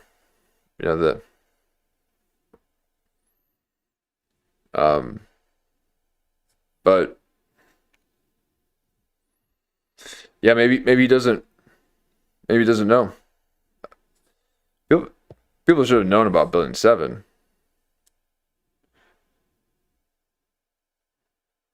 But maybe I only knew because of the documentaries I was watching. I watched all of those documentaries when they first came out. You know, everyone called me crazy. I'm like, how can you not think it's like, what you're telling me that the government was involved in? I'm like, you don't? The building fell on its own. What are you talking about? Where's the rugged the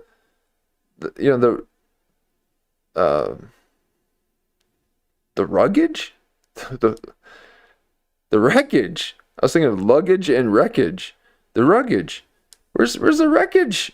The Pentagon.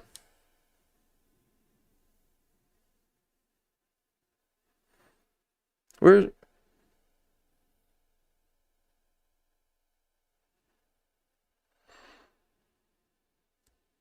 So that was just a few, maybe 2 years after 9/11. A couple years. Maybe it was a little bit longer, but it wasn't popular. People weren't really talking about it. So, yeah, the comedians are grifters. Yeah, and you gotta, there's this, and especially with YouTube, unless you got a strong fan base, people are chasing trends. So they gotta talk about what's going on currently. So it's basically just a global, commentary. Even with news, it's not called olds. Okay, these are new events, and there's multiple of them. So it's news. So they're getting everyone to chase trends and to be a global news organization. I want no part of that. Okay, I'm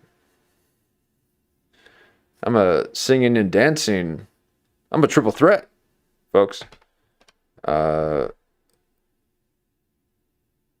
doing a variety show, and YouTube has pigeonholed me to do one episode at a time, or to cover one thing at a time, just so I can title it properly.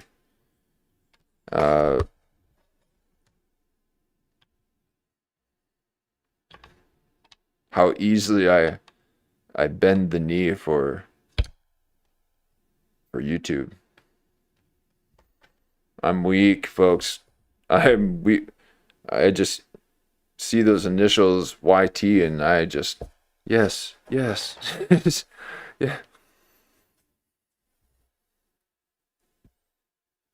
I don't know how people do it. How do you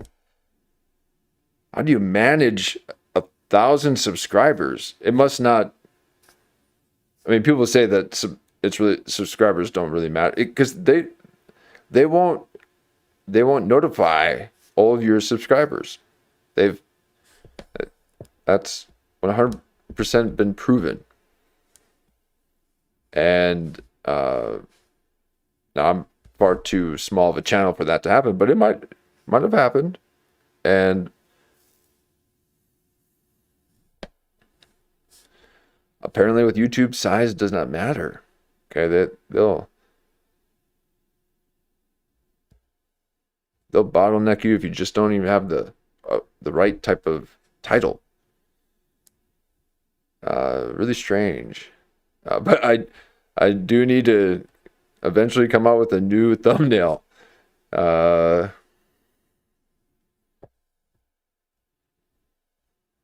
will require me to do something though.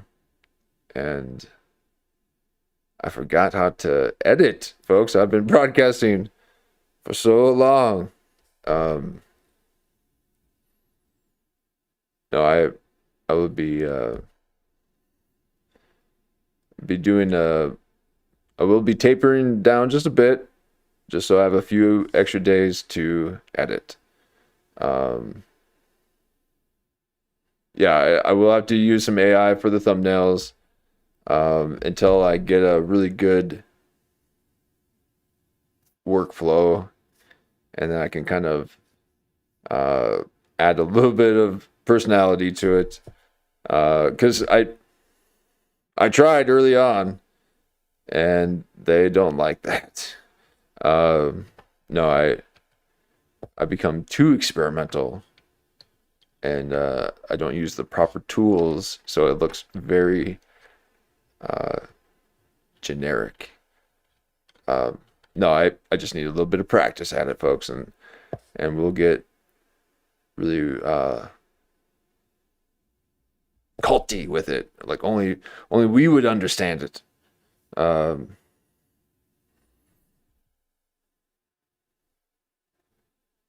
I used to be a tabloid channel, folks. Okay, I've reverted to just doing commentary. I'm just a mouthpiece for these peaks, these mountainous ranges that Jamie Kennedy has scaled. No, I will find my radio voice again.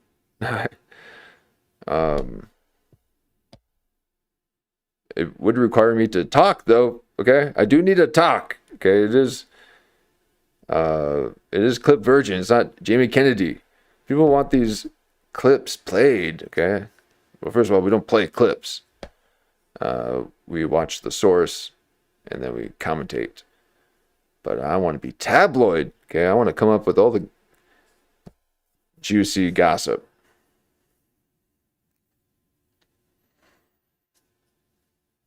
Just doesn't. YouTube won't send it out. They don't want to hear that stuff.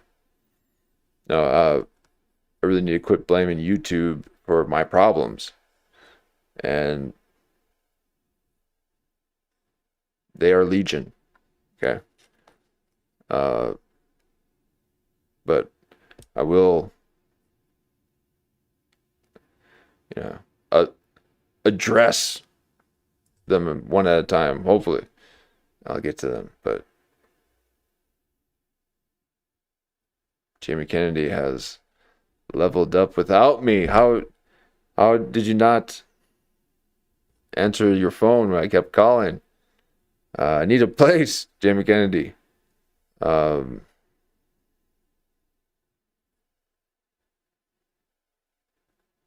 gotta get to 1,000 by summer, folks. Otherwise, my mother was right. Otherwise, I just have become another failure in her eyes. No, please. Do subscribe so that I can be back on their good graces. They took me out of their will because I said, I've been born to broadcast, mama. It's like, quiet, boy. No, please. Hope you guys aren't speaking to your family. Oof. Talk about incel behavior. Isn't it wild how society has made it uncool to talk to people that birthed you? Isn't it cool that you don't get to experience being around your family. No, actually, they're some of the most dangerous people, really. The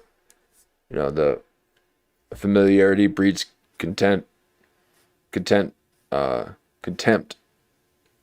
Excuse me, is quite true, and they're out there to get you. So please, never answer. You never have to reply back to your great grandfather. Okay, just you won't be there much longer. Okay, please keep a far distance from your family. One is never meant to engage in those esoteric ways. But here we are, Jamie Kennedy. As a glut in the market. Yeah, and they're gonna go fuck you, but it's like, no, like I'll still audition against people like to prove it. Like I'm not. Listen, it doesn't matter. I just don't like the disrespect of the new generation because they get attention thinking that that's a talent. But it. Okay, hold on. Let's bring it back. So now Papa Jamie, okay, got a little bit of money, got a new house, and now he's got lessons. And he doesn't think it's fair that people get it. Now, Jamie's not realizing that it's a different world. It's a different world. Woo, than where we came from. Don't you realize that in the life we can make it? Yeah. Just remember what you've been told. Yeah. It's a different world. Woo, than where we come from. I mean, people from the 90s looking at us today is just like, what the hell are you watching? You ain't got no soul.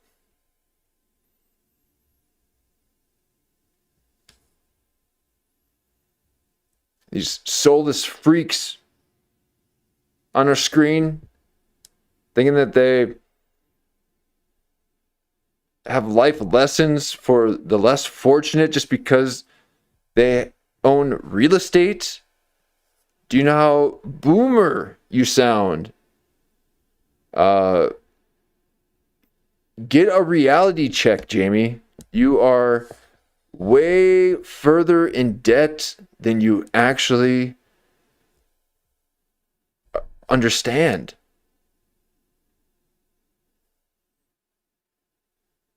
Okay, you just signed up for, like a 52-year mortgage. Like, I'll be 100, it don't matter now.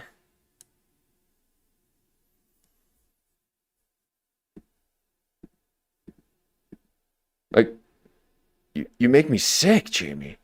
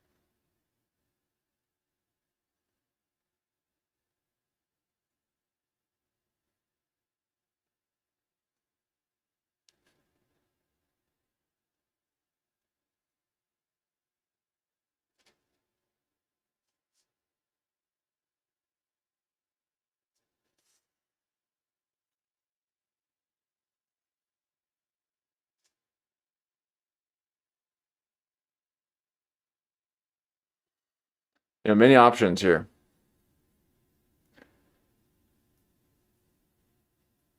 Hey, Michael Bean, you're a pussy. You ain't jack shit. I could take you on any day. And your ass is stinky.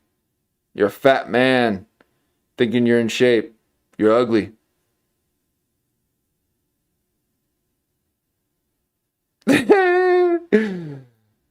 That's Jamie Kennedy saying that.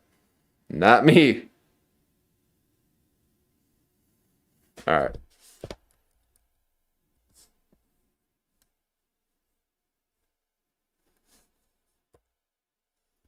Exactly. There's not a lot of you guys are special. It's a glut. Oh, look at in this. the Oh market. my God. Yeah, and they're gonna go fuck you, but it's like no. But the bad news is everybody thinks they're special. Exactly. There's not a lot of you guys are special. It's a glut in the market. Yeah, and they're gonna go fuck you, but it's like Wow. I had a lot of hope in Jamie. Okay. I've been saying that he's been keeping his ego out of all of this. Okay. He lets his guest shine. Yeah. But I mentioned that there's been a change. Okay. There's been a change. And this, it could be just the beginning afterglow of a leveling up. Okay. It happens. Okay. You say the most darndest things in this mental wash that you're in, because you're realizing you're in it. The thing that you've been aspiring to is no longer out of reach. You are in the center of it, and when you've been accomplished, there's a bit of confidence that comes with this, and it can be misconstrued and a bit of arrogance, could be sifted through. Some of this could be part of this. So it's just a little bit of young love. Yeah, and that's not B-Rad. So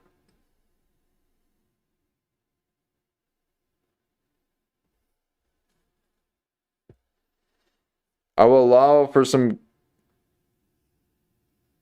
for a little bit of this afterglow kind of affect. I'll allow for some of this. It takes a very strong individual to not let this affect you. Okay, you're gonna think you have it figured out, and then you're gonna see people who are trying to figure it out and just be like, well, try to think of an elephant. Yeah, that's right. You just did think of an elephant. See, that's the difference between doing and trying. I did invest in myself. I do believe in myself. I'm done trying to make it. I am making it. So he's doing this whole, thing. And then people are like, we're just asking to be on your show, dude. Okay, just relax. So the time for epiphanies are over, Jamie, and do a show. Okay, you're basking a bit too much. And get on with it. No, please bask away. We enjoy a bit of basking, especially with too many banners. Burmis. He's a basket case if I've ever seen one. But Jimmy Kenny's a little high on the horse. Again, he's got that little jib shot in his, that little chuck in his mouth. And Michael Bean's, riding broke back on Jimmy Kennedy, steering the ship one-handed.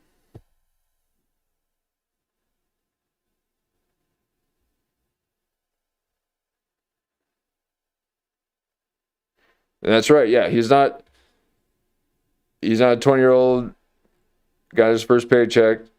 He's accomplished.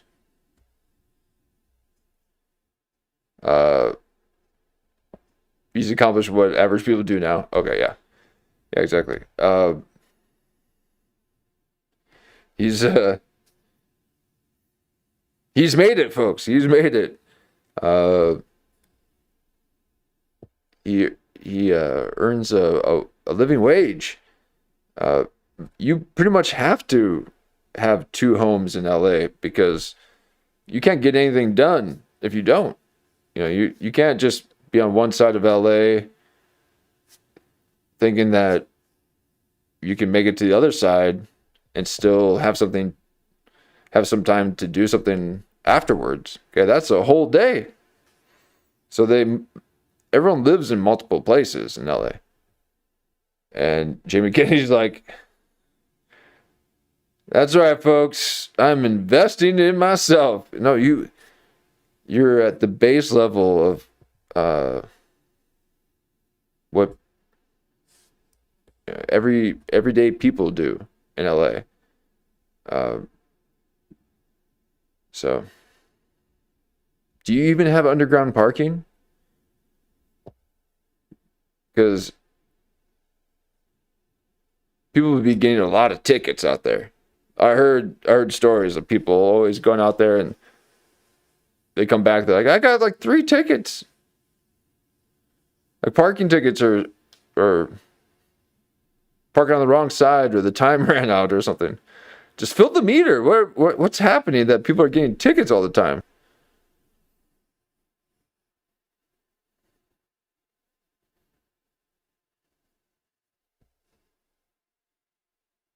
So, Jimmy Kennedy, do you have underground parking? Because I can't be getting tickets when I'm taking a nap. Because I live in my car.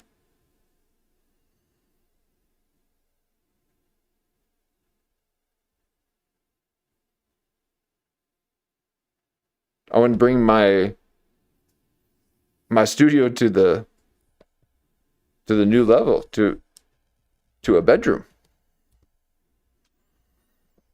No, I would never give up my bunker deep in the foothills of Silicon Valley. Okay. I had an engineer from the Boring Company assist in the design. So I'm in here pretty deep. It's a good 2 moons journey.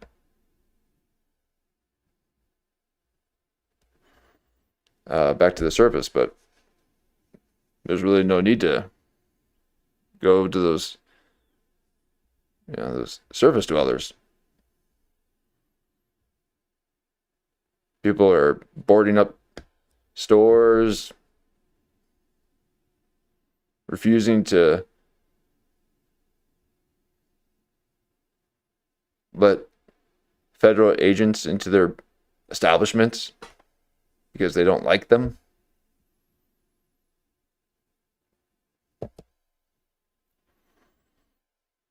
Woo-wee.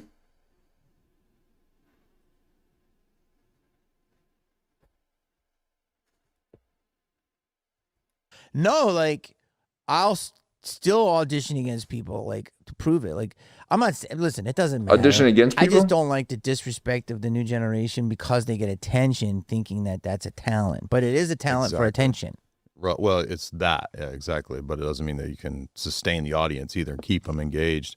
A lot of people, True that popped off like Hawk Tua. Oh God, Come on. There's nothing else there though. That's not a real thing. That's a plant. I agree, but I'm saying, well, yes, but it's also got to be tough to. I don't know. She definitely capitalized on nothing. Very plant style. But I was thinking, well, it's got to be pretty tough for her to now be always thought of as the failure. No, it's good to fail, folks. Okay, until you learn. And if you're Yeah.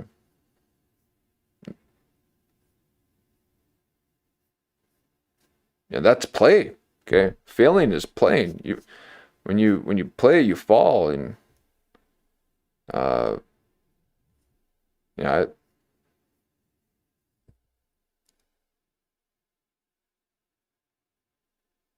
I fail falling up.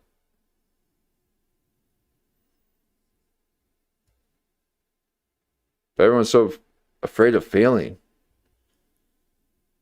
Uh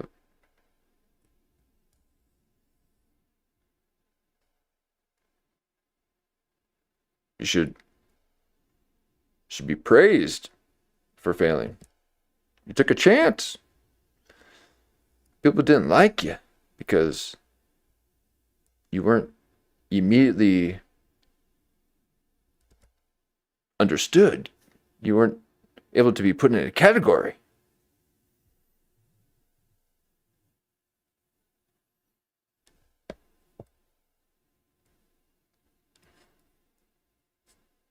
Now we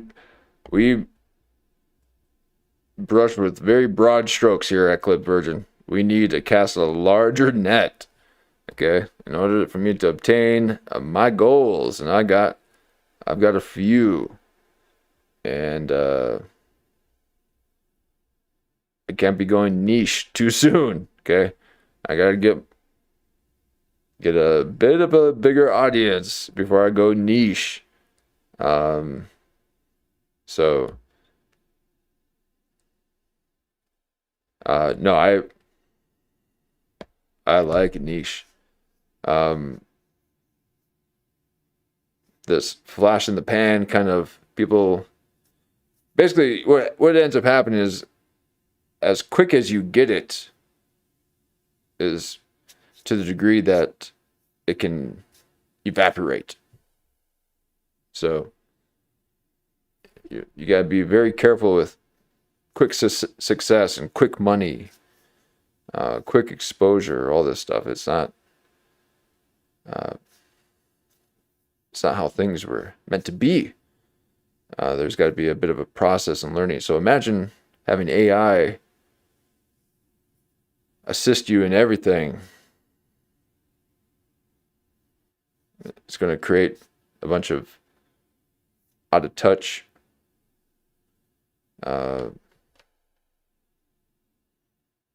self-centered,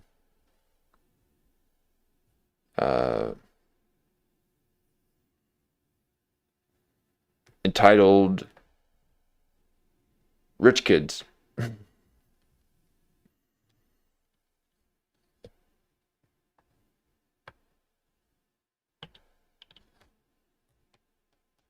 Sounds like my cup of tea, actually. I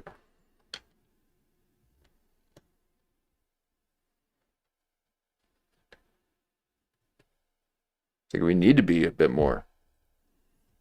Quit being so thankful for everything. Okay, start demanding. Start commanding. Invoke a bit of nuance into your decision-making process. We're off the rails here, folks. We put our foot down when it comes to invoking. We need to no longer resonate while Metzger's around, okay? He doesn't like people resonating.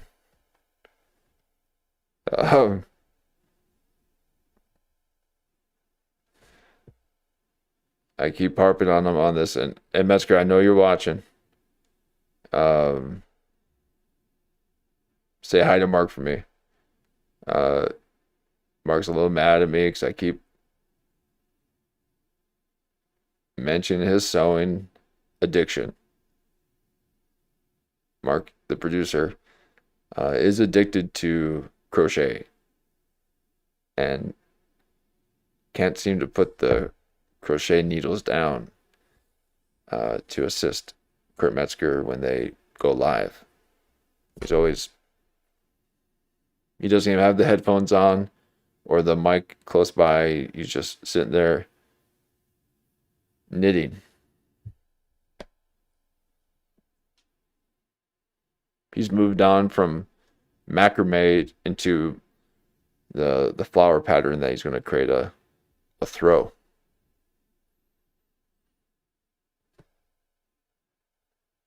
And so he's been watching the show. And please keep my name out of your mouth. I can't handle the eyes. No, please. Please mention our name. No, please don't.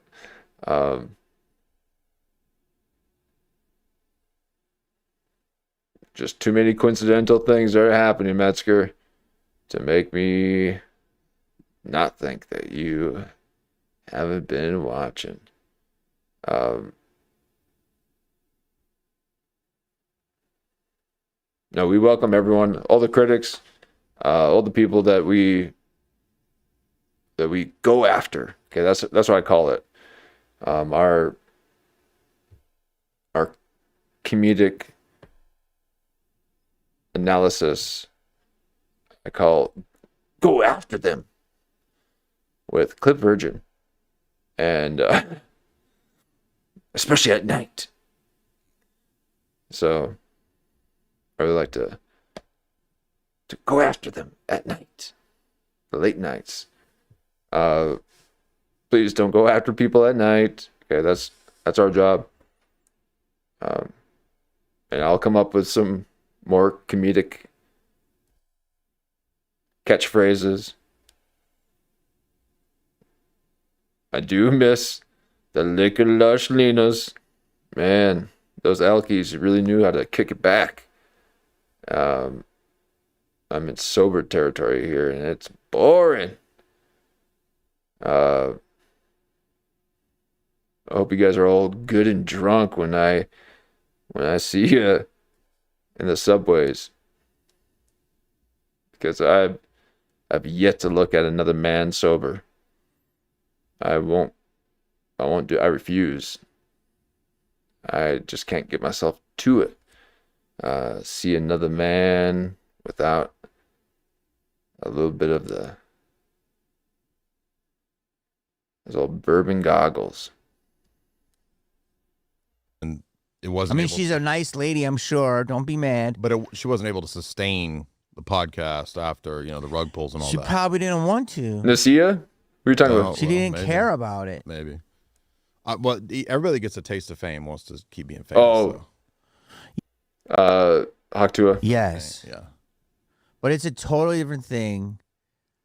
But I love it. And I think we all have to do our own thing from now on. Like, oh yes, Fred Durst. Yes, that's exactly who I was thinking too. Nice.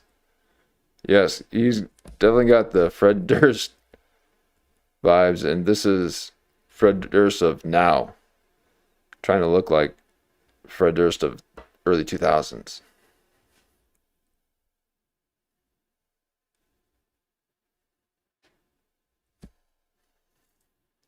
I want to break your fucking face tonight. So it is. Break your fucking face tonight. Give me something, bread. I always felt really uneasy with the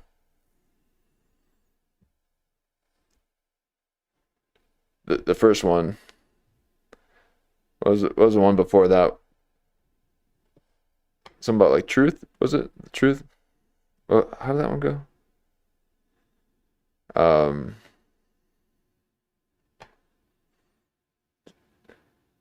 It was a little awkward.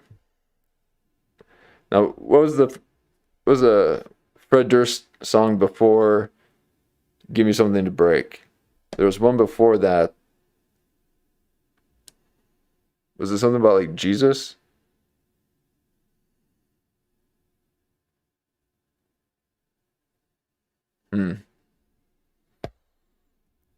That one was always a bit underground. yes. Yeah. But it's a totally different thing. Oh, you gotta have faith. That's what it was. You gotta have faith. You gotta have faith. It was like, put that shit up. Something like that.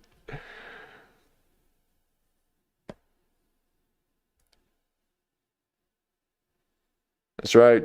Jamie Kennedy's got faith in himself. He's accomplishing things. Oh, Lordy. Oh, Lordy, Lord. We are 2.5 hours in and only 7.5 minutes into this epic. That is how Clip Virgin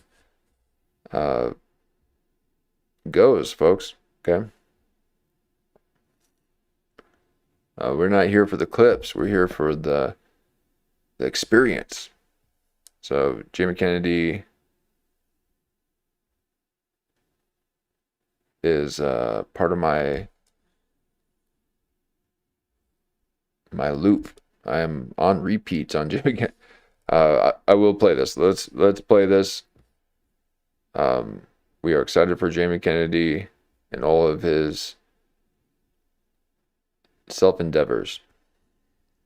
But I love it, and I think we all have to do our own thing from now on. Like traditional Can't media. go back, no. No, like Here it is. you're done, and I'm not going to tell the pods, you'll see them, but you doing a run of pods on your way out here, and you stopped at very big pods along the way in the country, and it's just a different model. Like I was telling you, you would go to New York and you would do Howard Stern in the morning, and then you would do a good, something in New York and Wendy Williams in the afternoon, and you do Fallon at night.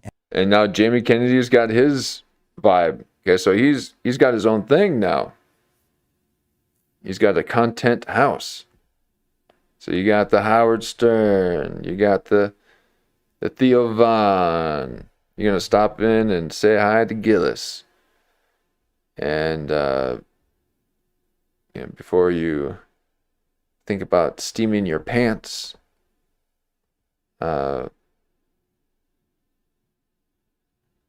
before you see we might be drunk, you go over to Jamie Kennedy and sit in his big old poofy sofas. So far better than Dan Soder.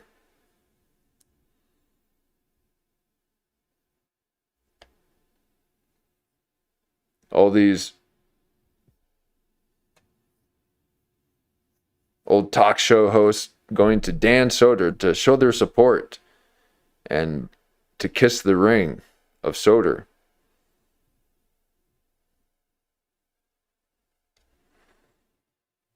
Soder, if your place looks like that,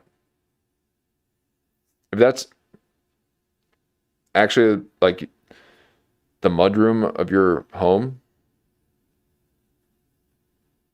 you should be ashamed of yourself.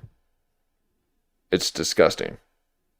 I hope to God that is a free space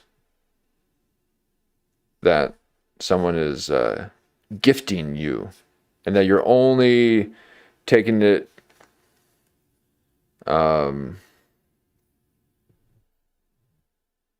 slightly regretfully because you feel obligated because it's a friend of yours, and it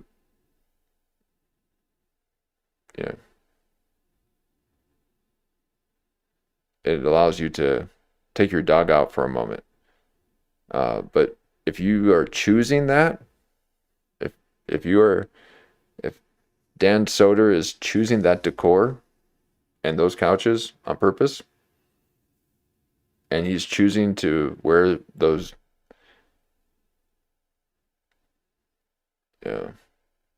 Soder-soaked denim, no thank you. I don't care how many little accents he can speak in.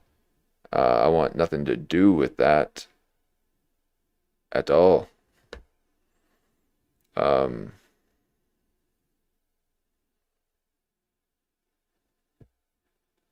he ain't got no style. I need someone with some style. But if you go full Schultz, I will spew you out of my mouth. And that was it. There was no other press to do because you couldn't get it. There was Would you do like 3 in a day?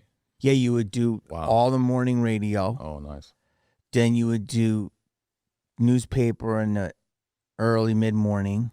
Then you would do TV in the afternoon. Now you go to people's houses. Yeah. And you go to their home studio. Yeah. To their bathroom. Yeah. At their house, right? Next to their bedroom and their dildos and all that. And then you're doing it in the studio. Why the dildo? Why'd you bring that up? I'm just saying when you go to people's houses and it's like you see all of their, not here, but I'm saying people have their home studios now. It's just, it's wild because I wasn't in the era of the 90s media. So I don't know what you went through, but it's like, yeah, so you go in the morning and you're doing this guy's podcast at his house, then you drive over here to this other guy's house to do his podcast. It's just crazy. It's weird.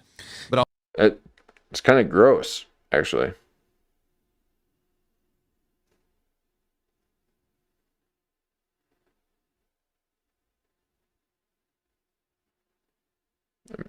Imagine having all these people in your homes and doxing you.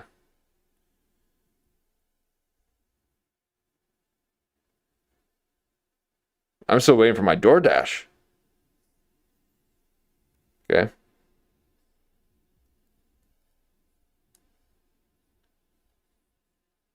But people now just rather have you come over. I mean, if you guys want, I guess you can come over to the old bunker. But I don't got much seating. Okay, we're not going to be sitting anywhere. I stand because I don't have room to sit.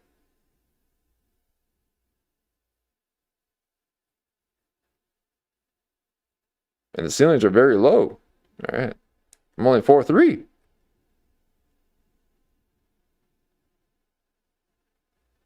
In my mind, I'm 4'5". But my bunker, yeah,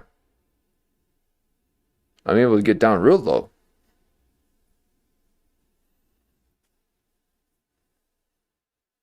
And, I can't have someone be sitting while I'm standing.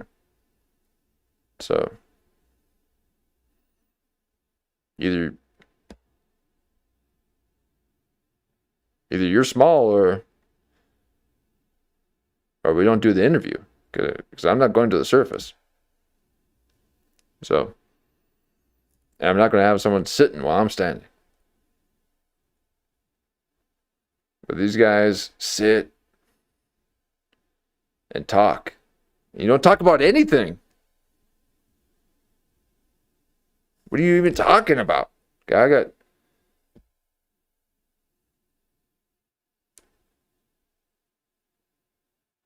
got a list of things that I need to speak about.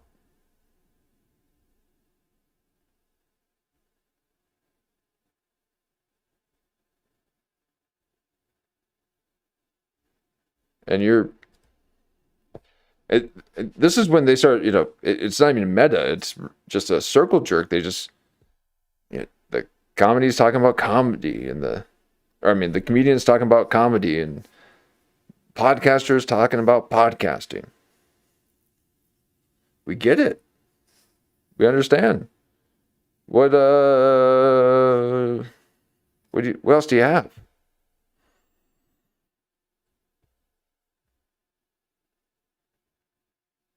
I'm not ready for full screen yet. I'm too digital. Okay? I'm not HD. But these guys are HD and don't have anything to say. I mean,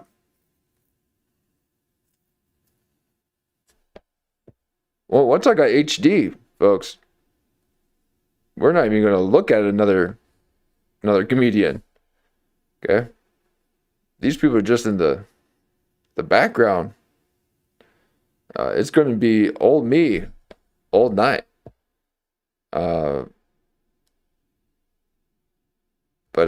couldn't imagine being 320 on your screen. Okay, I can't. This is, you don't want this camera on full screen.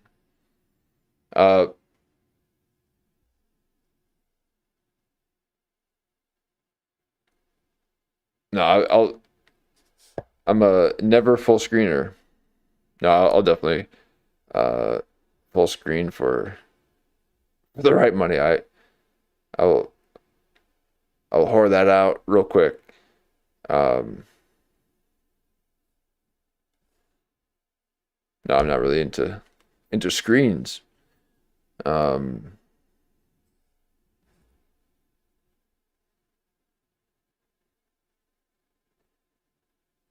Yep. Yeah, exactly. Yeah, Lulu, yep, mentioning that because as he said, all they do is each other's podcast. Yeah, they just do one, they go to one place to the next, and so you're just gonna sit and so how many have you done today? Okay, because you look like you're pretty hungover and you're tired. That you don't want to be there. So not only are they not really enjoying themselves, they're almost in this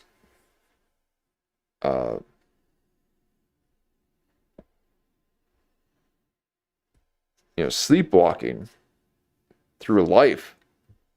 But then they're going to go on these podcasts. So now we know what these people think of these podcasts.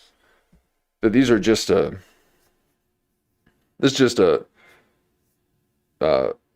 media vehicle for them, just to funnel their slop. They're not here to put on a show, to really enhance the thing.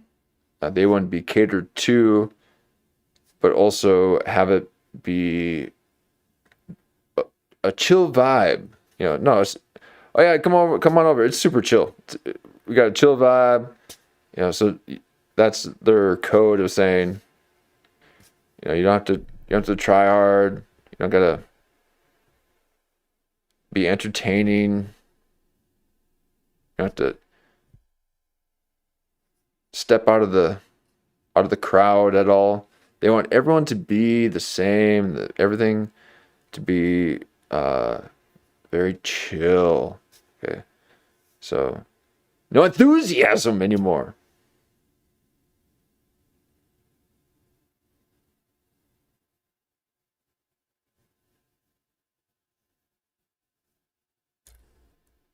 I like it better. I like it. I like it because it's our thing and we can do it. It's way more work. Our thing.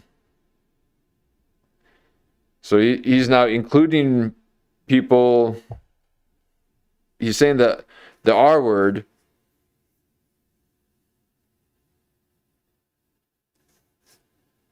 to keep them in his hip pocket. All right, this is very Michael Biehn manipulation.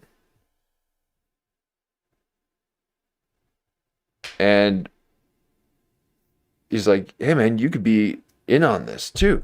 From the ground, this is ground level kind of stuff.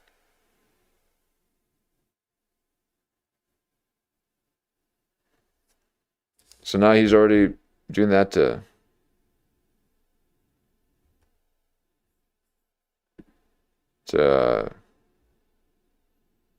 Jay Dyer.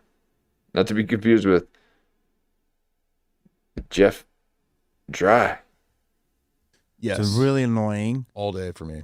Yeah, so it's like I want to get to the place where I can hire people to do everything. I don't want to even care about social media. But it is. So in the meantime, make sure you get to his social media because it is him.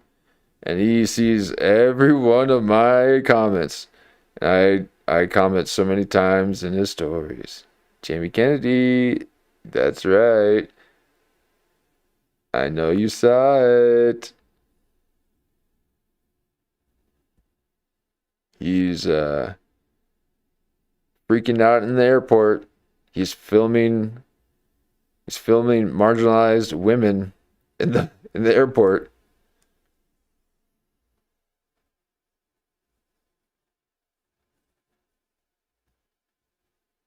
Imagine having to hire someone. I want everyone to do everything for me. Oh, these are great life lessons, and these epiphanies that you're having are quite profound, Jimmy Kennedy. Let me guess. Should we buy a Roadster as well, or a little BMW Z4, the one that looks like a penis? What other great advice could you give us as you are floating on cloud 9 for your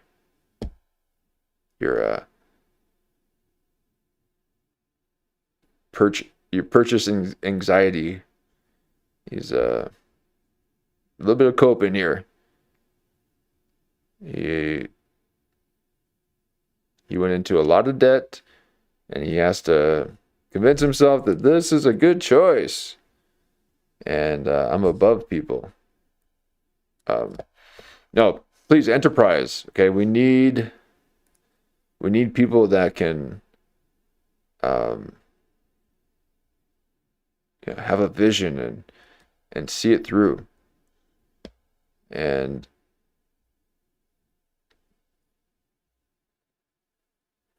can't believe how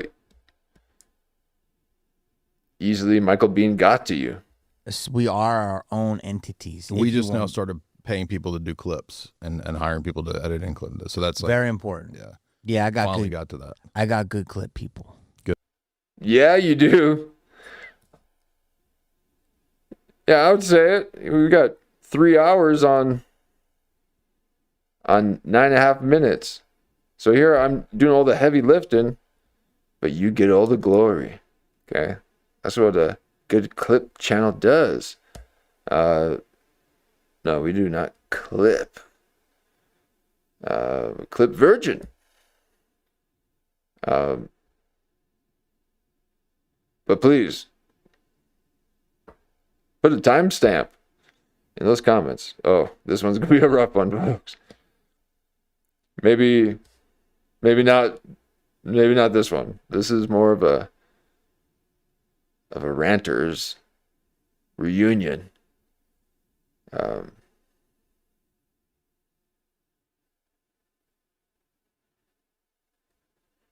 He's gonna hire the clip channels, hire the social media people. He hired someone to decorate. Good, yeah. That's key. That's key. But yeah, so we did it looks Alex, good. We did we did an interview with Stefan Molyneux, and then we did Harrison Smith, and then we did Hodge twins. Yeah. Hodge twins. You know the Hodge twins? Yeah, I know. Yeah. I know who they are. Yeah, and it's funny because I always start podcasts, except for you, although I did this the first time, but I start the podcast talking like them, and it trips them out. Really? I'm the Hodge twins. And they're like, how do you do that? How do you do that? And then, I'm going to do Jesse Lee Peterson. Yeah. Who got onto you. I did it. Why don't you make your own laughing club? Why don't you make your own laughing club? Who's that? Is that Jesse? Wow. This is what you're leading with? That's your shtick? Ooh. Wow. Now, I went ahead and did Kendrick karaoke, and I still won't sound as horrible as that.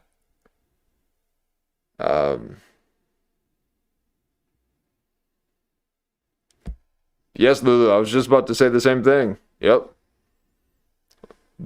Owen Benjamin was on Hodge Twins again. He's a frequent guest. The only time that I watched the Twins.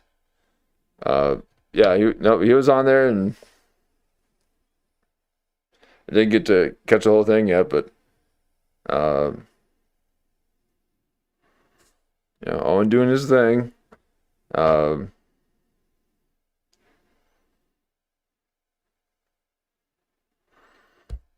But he living off the land as much as he can, and he started being more self-efficient, and so I'm all for that.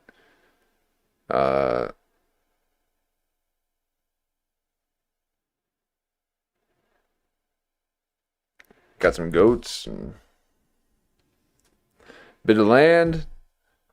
It's the way to do it.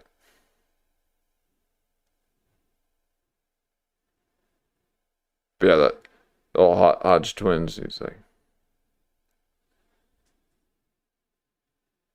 "Oh, I talk like this." You're lucky you didn't get slapped.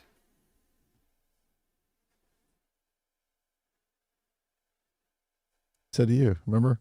What did he say? You said, I want to do comedy and I don't like getting censored. He said, why don't you place your own laughing club? Laughing Club. Jesse's where the bathroom at. Exactly. That was, Laughing Club. I was dying laughing at that podcast. He's the best. So we got to go do him. I'm going to do another whatever podcast debate with another feminist. We're going to do another.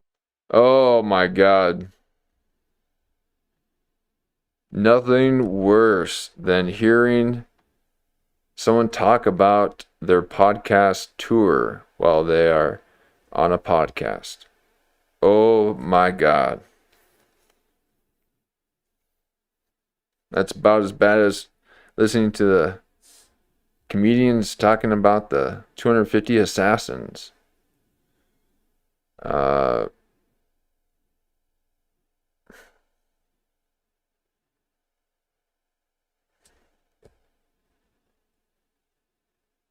But this is just the intro for them. So they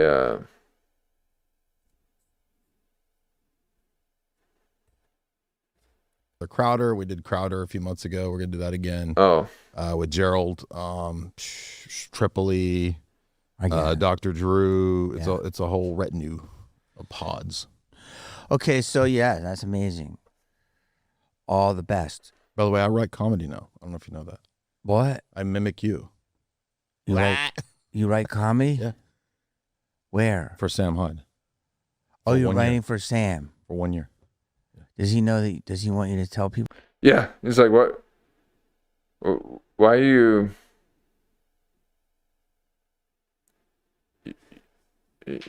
Someone's new when they're writing for somebody when you tell people, even though no one asked, you tell them who you write for. Yeah, that's a new writer. No, writers know that you don't really talk about what you do. Because the second that someone knows that you're a writer, the smart ones won't say a word around you. Because all that writers do is just take other people's life experience and put them into their own shows, their own films. You'd be talking about how you discovered you were adopted, and then all of a sudden,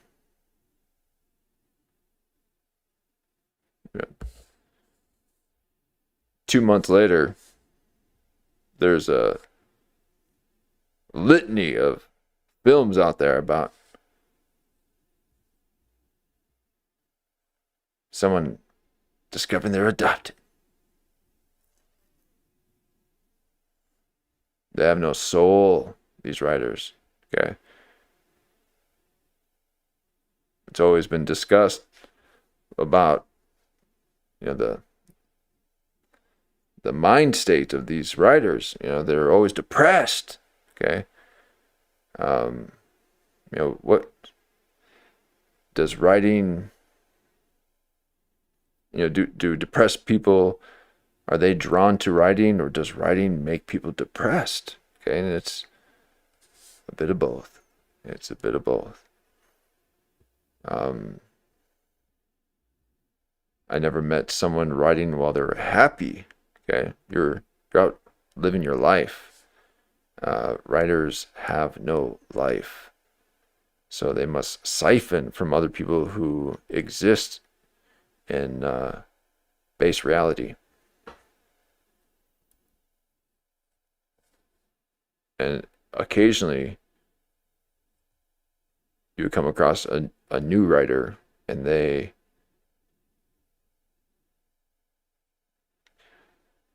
tell about their work without being asked about it. Well, that you're doing that? Writing for Sam comedy? Yeah, if you know that. Amazing. All the best. By the way, I write comedy now. I don't know if you know that. What? I mimic you. You write comedy? Yeah. Where? For Sam Hyde. Oh, you're writing for Sam. For 1 year. Yeah. Does he know that? Does he want you to tell people that you're doing that? Absolutely. I brag about it everywhere. You're writing for him? The Sam Hyde show. Yeah, we did one whole Stand season. up. No, the Sam Hyde show. He does a whole show. Oh. Yeah, like full production show. Congratulations. And it's been a blast. Yeah, we have a great time. I told people that, like, he's one of the people that kind of inspired me because his whole house is wired. Yeah. And it's like monetized. I think that's brilliant. He did it. So I think that's Fish tank. Yeah, that was a wild idea. That's its own thing. Yeah. Well, its own thing up until now. Now it's another thing, and Jimmy Kennedy will be on the list of those things.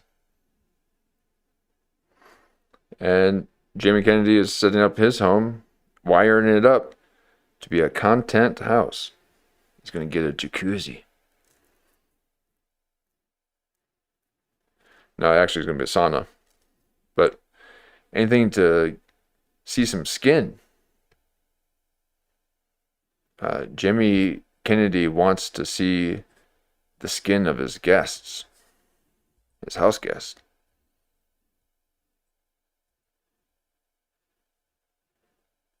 And then film them while they walk down the hall and sit and watch episodes of Hate to Break It to You, but you're stuck here.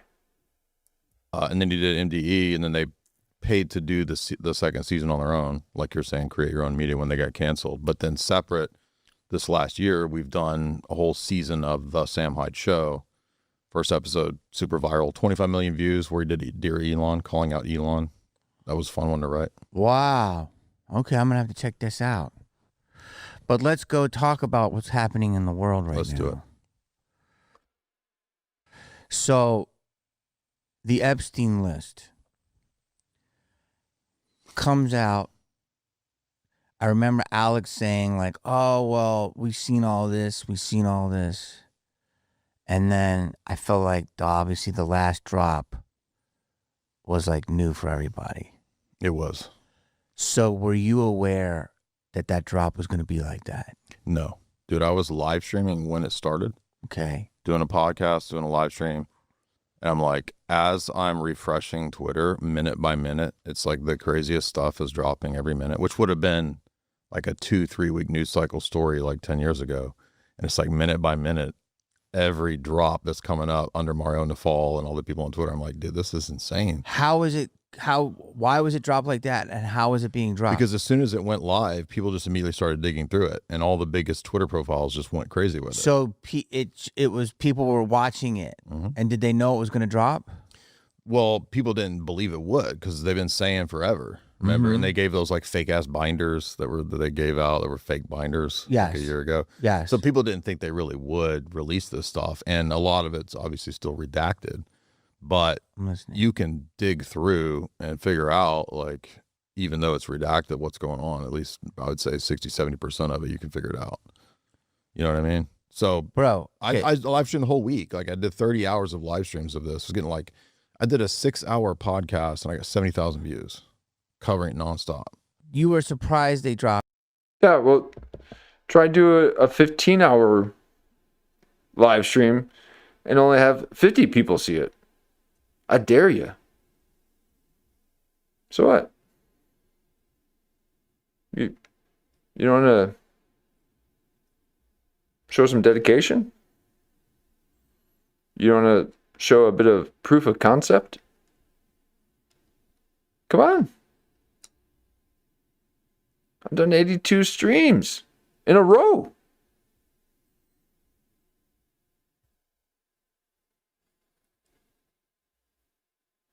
Yeah, and now you're going to do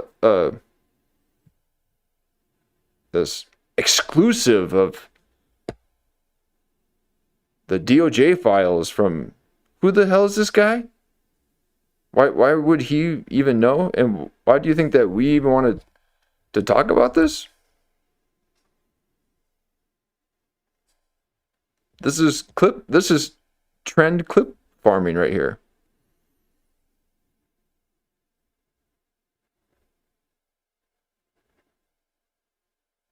The guys saying about, all the views that they've got and all this stuff. Well, yeah, you're chasing trends.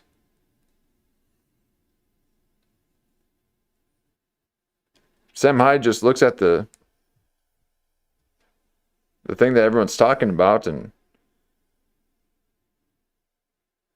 interviews him with his legs up on the table.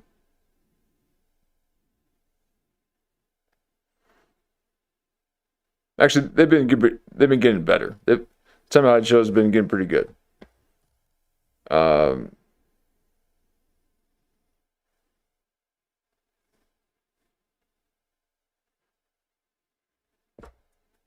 Him as an individual, Sam Hyde, if I did a bit of research, I don't think I would like anything that he is about, or has done or been accused of doing.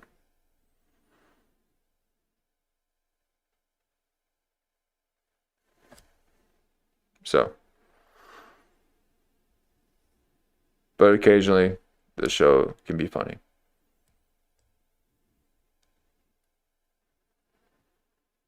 And now here they are talking about the files, like it.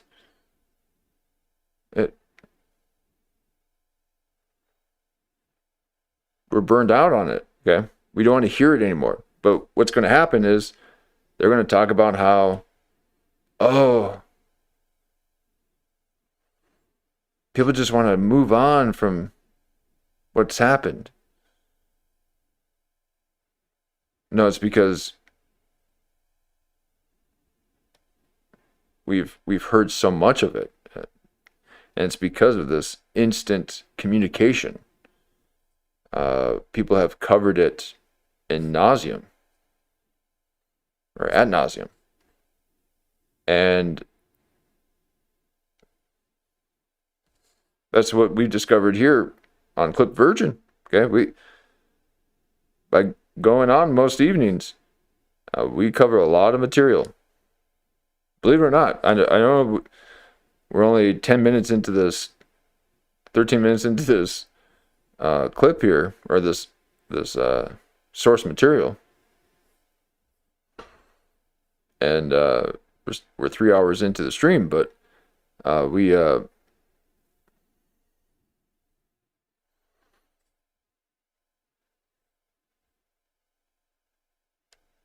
a lot to cover.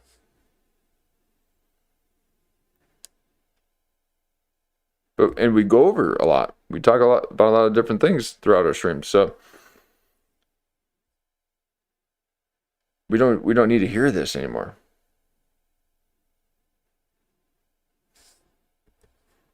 But this is a trend chaser, and he needs to get a few Epstein episodes.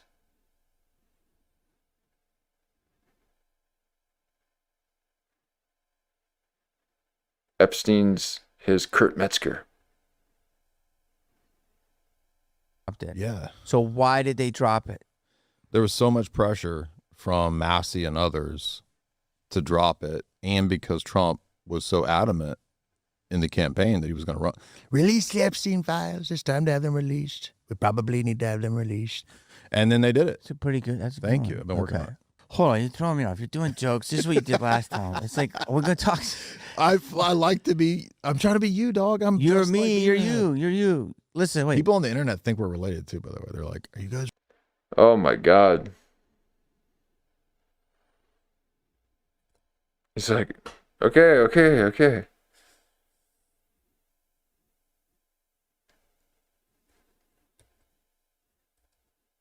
Jamie Kennedy, this is what happens when you have a few extra rooms in your home. People like this are going to come out of the woodwork and, hey, Jamie Kennedy, hey, people, I'm practically you, man. Can I stay at your house? People say that we're like the same person. I just say, oh, you're silly. Yeah, but secretly, I got this huge shrine in my bedroom, for you. So I really do love you, Jamie.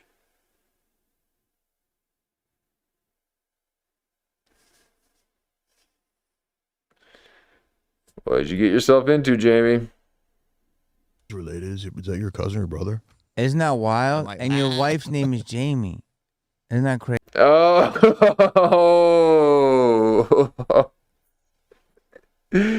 So he is obsessed with Jamie. He's like, oh, damn, that's right. Crazy? Oh, man. So wait, let's. Think we're related too. By the way, they're like, "Are you guys related? Is that your cousin or brother?" Isn't that wild? And your wife's name is Jamie. He's like, yeah, okay, yeah, fine, I'm obsessed with you. All right, fine, Jamie. I want to be you. And since I can't be you, I want to be inside of you. And since I can't, I would just settle for someone with the same name as you, even if it's got to be a woman.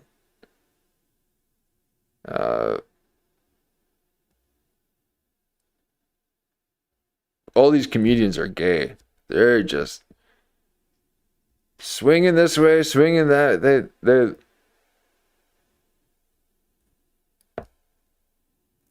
always sleeping in a men's couch.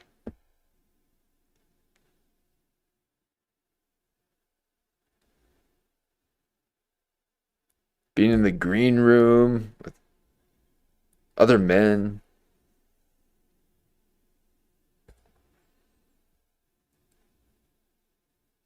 Yeah, it's gay.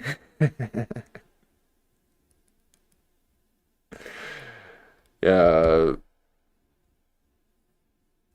What's his name?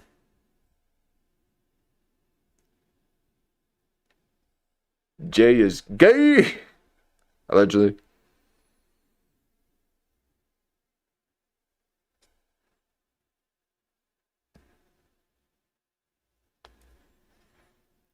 Your wife's name is Jamie too. That is some sick shit, dude. Man, you have got to be embarrassed. Jamie Kennedy just embarrassed you. You are a little polo boy. Look at that. That's so funny. A little polo boy. Is that your cousin or brother? Isn't that wild? And your wife's name is Jamie.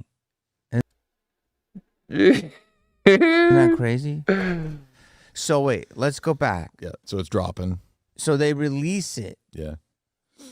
And they redact so much, which just shows you how dirty and guilty they are. Okay. Redact the billionaires. Yes. But so why does he need to know? It's evil. It's horrific.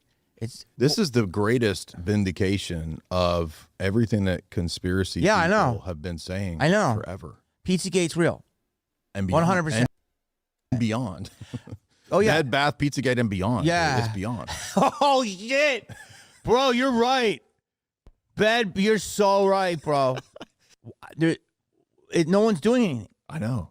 This is what's sick. Which also confirms the conspiracy theorist perspective that the cabal runs stuff. Yes. And it comes out and nothing happens. And people are just going back today on their phone. Oh, March Madness. Oh, look, White Claw. And it's like you're scrolling and it's like, oh, yeah. Bro, I couldn't watch the Oscars at all. Like, I didn't care, but I was like, people are just going about their fucking day? So where are we at? Crazy. What are we going to do? I think the internet desensitized a lot of people to this stuff. And then they see stuff like you're saying, and it's just another. What? No. Maybe you talking about it 100 times has, but the internet has exposed it. Maybe if you get your hat from away from your ears, you would hear what people are saying. They're saying that they know about this because of the internet. No, that's partly why the Oscars, no one paid attention to the Oscars. We're not going to pay attention to these baby eaters.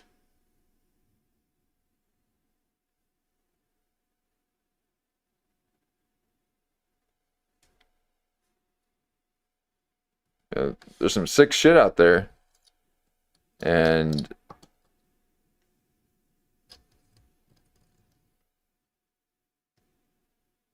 they promote life through acts of death, and then think that people who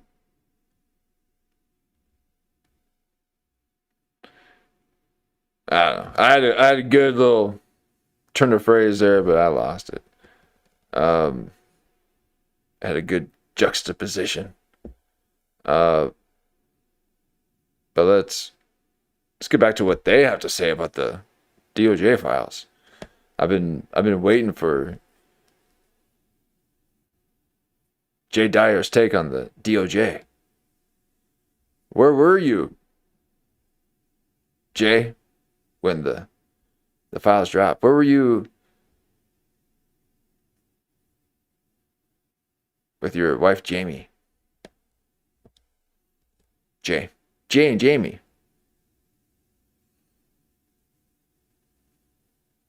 Thing on the scroll. And it's like, oh yeah, cool. We're ruled by elite pedophiles. Oh yeah, you know what I mean?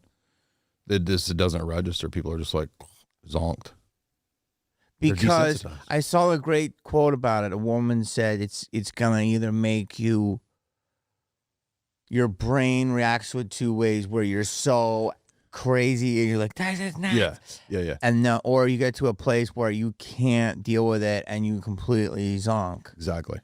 Yeah. But the trick is to finding the ground where you take action against it, but also keep living your life. But you can't. But so it's like, we're the great term is we're not angry enough. Yeah, finding that like balance between all this really dark stuff and processing it and handling it the right way. That's a huge challenge. That takes a lot of time. So, where are we at? Like, what are we doing? So, it's everyone's involved.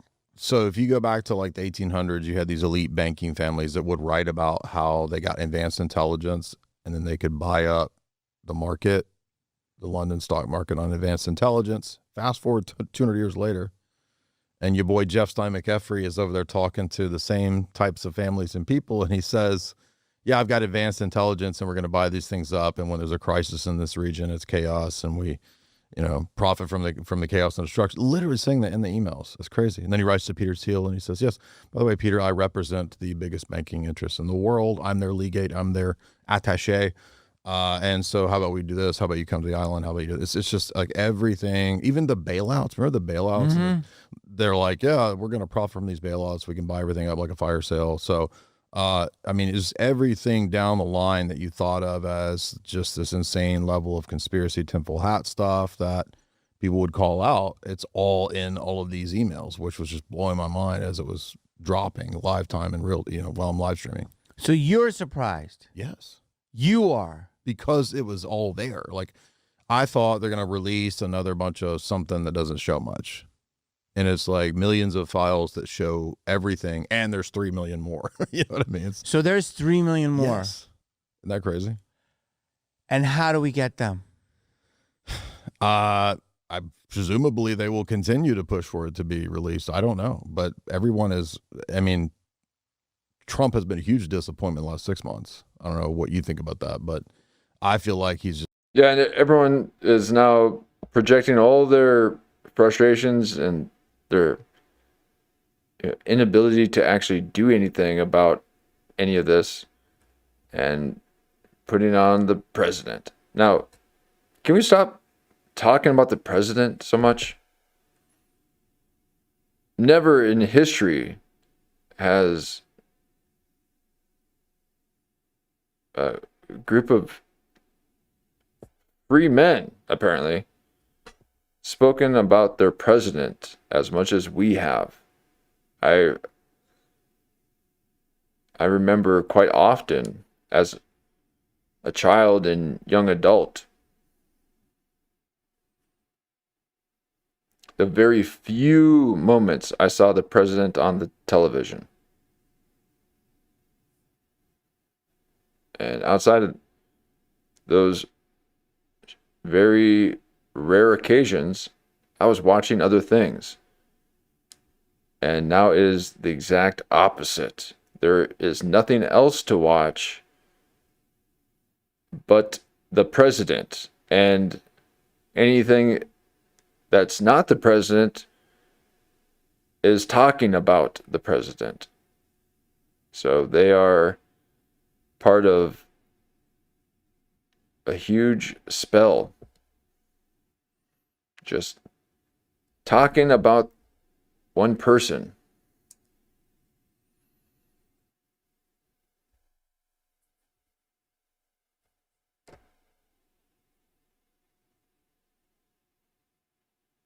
Yes, it does seem that things have gotten to the point where one man's decisions can affect even just the everyday people very quickly. Not even just something over time, but quite rapidly. So I get it, but unless you're going to do something about it,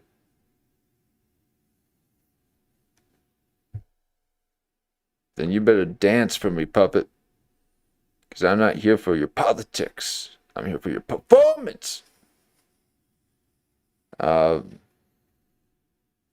the reason why people talk about it is because it is pushed in the algorithm. You will get a lot of views if you go far right or loony left. And I'd rather just dance to Kendrick. And don't think I didn't hear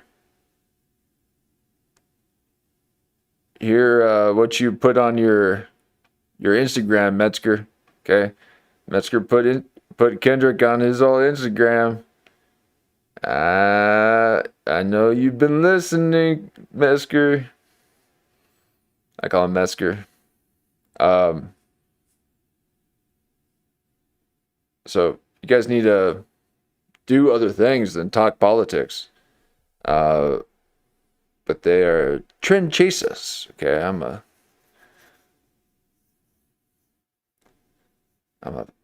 dancer.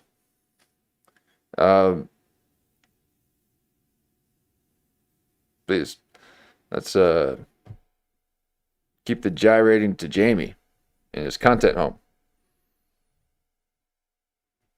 But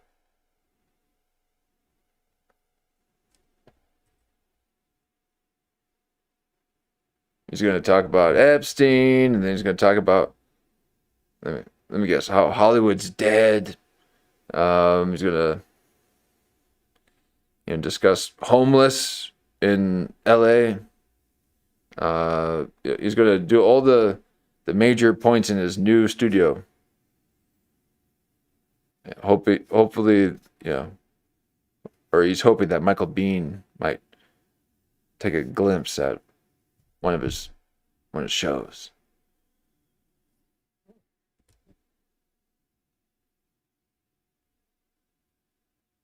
I want people glimpsing. Okay, that's why I keep the thumbnail the same. Okay, people must have to think that this is far too boring to discover. Okay, I want a nice low discovery rate in order to maintain a strong community. No, please, AI, do not automatically do that. They've already taken away my AI summary, partly due to me talking about how much I hate it. How dare you summarize a 7-hour stream and just take the first hour? If you're going to summarize it, summarize the whole thing. Too much for these data machines. I'm too much for me. Okay, I'm not meant to be viewed. I'm meant to be drank. Sip kindly. No, I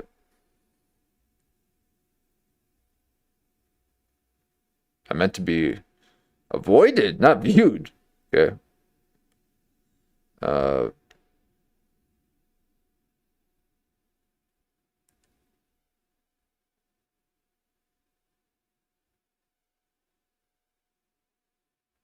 It's one of those nights, folks. It's just one of those nights. You gotta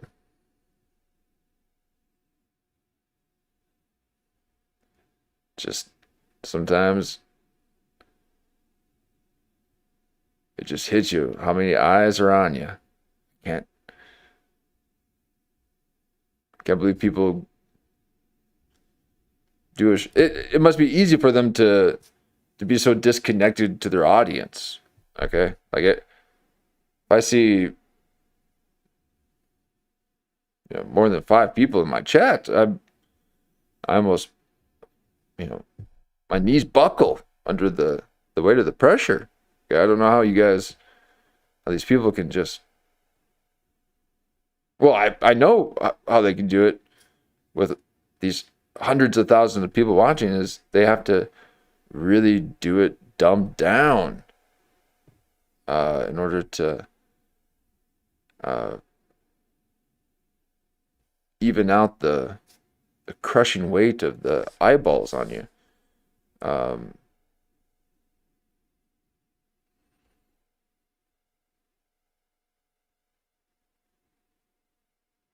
Don't know how it happens, folks, but these people, they want the eyes. Okay. I want your hearts.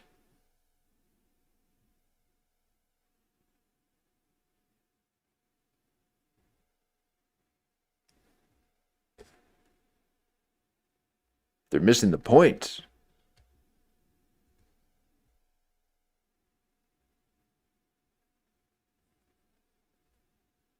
No, I do need you guys to watch this though. I got to show YouTube that I can repeat have repeat customers. Okay. But thank you for those faithful few. The algorithm really sorry, the analytics really shows that you guys are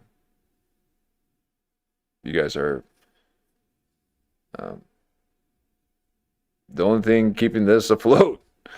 It's not based on my charisma, as you can tell. We're just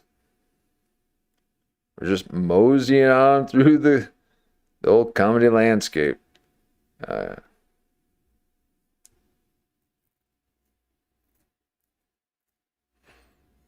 It's a vibe. It's chill. It's a vibe. But thank you for your hearts. It's actually probably the grossest emoji that you could send someone.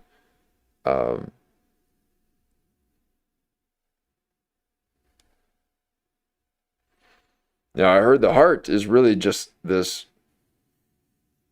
thing that it's like one continuous organ or muscle that's folded within itself, and then that's where the arteries are, and the valves and everything. And but it's really one piece.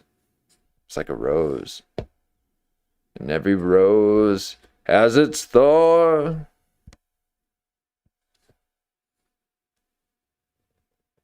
Or every rose has its thorn.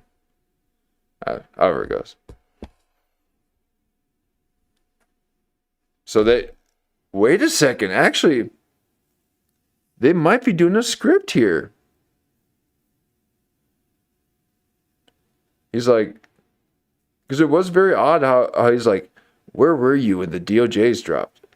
Funny you should ask that, JB. I was sitting with my roommates, and I had to stop everything. That question came from nowhere, right? And all of a sudden they're like talking about stuff that had nothing to do with what they're just talking about. So that might be a little bit of a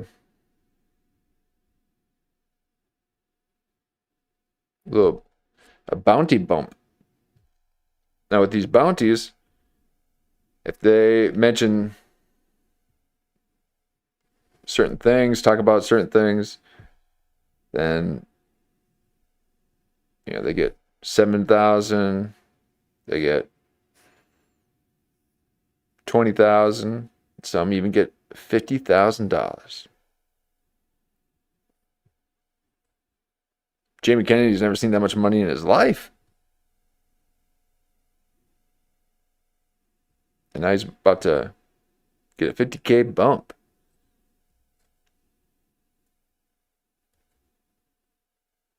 It's just kind of like, it was a lot of good stuff happening, and then it's kind of veered off course. I don't want to get too political. I don't know, but what else? I haven't really followed everything. I don't know, like I know the Iran war. Well, but then he also just said, like, I don't want these released. But then the whole, with the Epstein stuff, that was just a mistake. huge disappointment. Yeah. Like, dude, release them. This is what you should release them. You campaigned on this.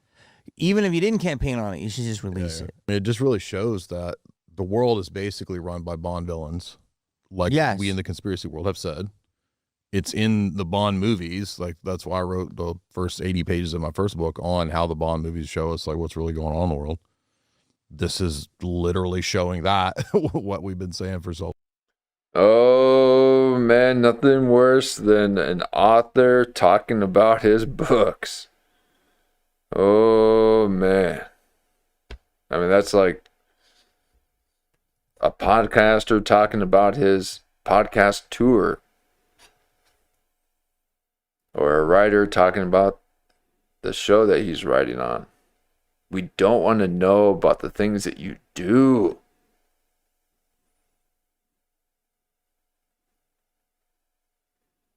We don't want to know your backstory or where you grew up and what projects you're on.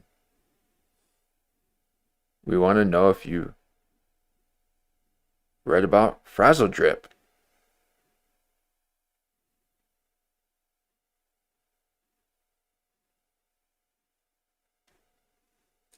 I know you've been a long time dabbler in the conspiracy arts yourself, so you know of these things. Well, like, and here we are. You educated me so much, you and your wife, and then one of the things I learned is he keeps mentioning his wife. He must be crushing on her.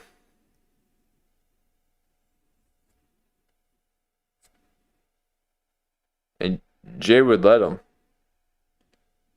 Jay would just be in the corner, like old cuck, watching Jamie fumbling around, trying to figure out his way around Jamie. And then Jay's in the corner, loving life, seeing the Jamie he loves having to hug his wife.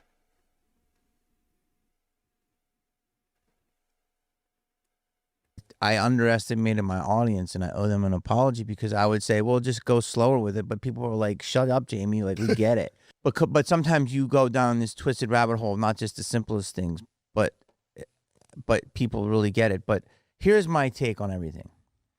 Everything. I think Sam Tripoli has got the greatest, simplest thing about it. Here's where it is. Yeah, everything, like he says, this is Sam Tripoli. 100%.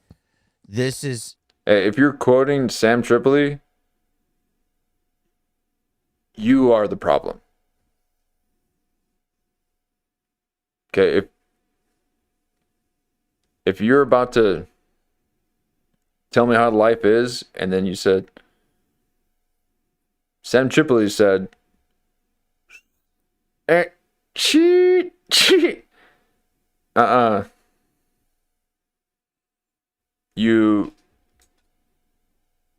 You are a lost soul, okay?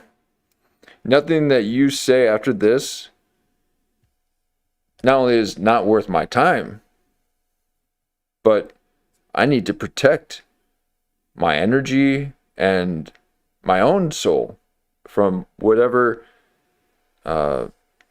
inverse nonsense that you're about to perpetrate and propagate in my life.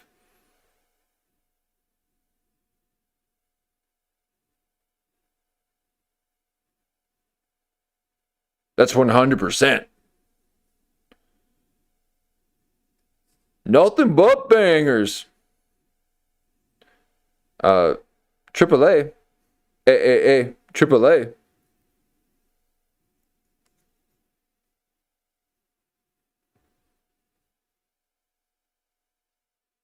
Can't even make it in new media.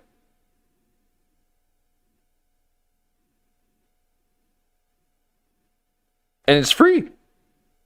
There's no cost of entry. I'm doing it. And I've built a stronger community base than Sam AAA. Okay?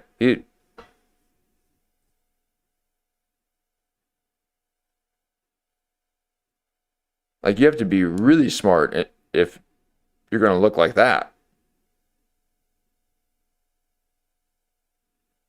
If you're looking like Sam Tripoli and you are being videoed,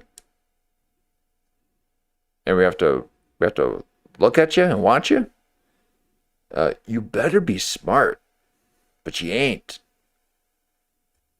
So, Sam Tripoli, we're coming for you.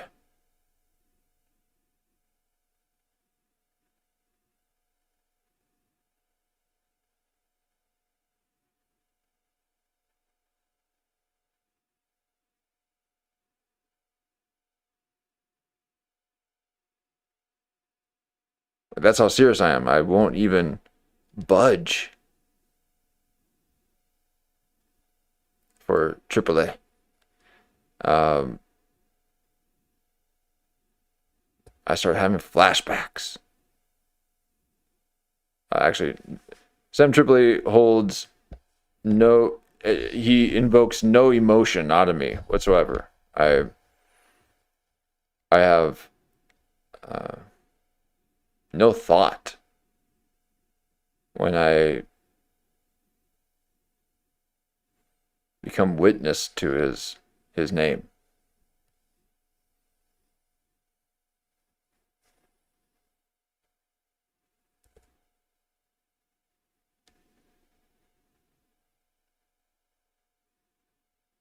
We're watching you, Sam.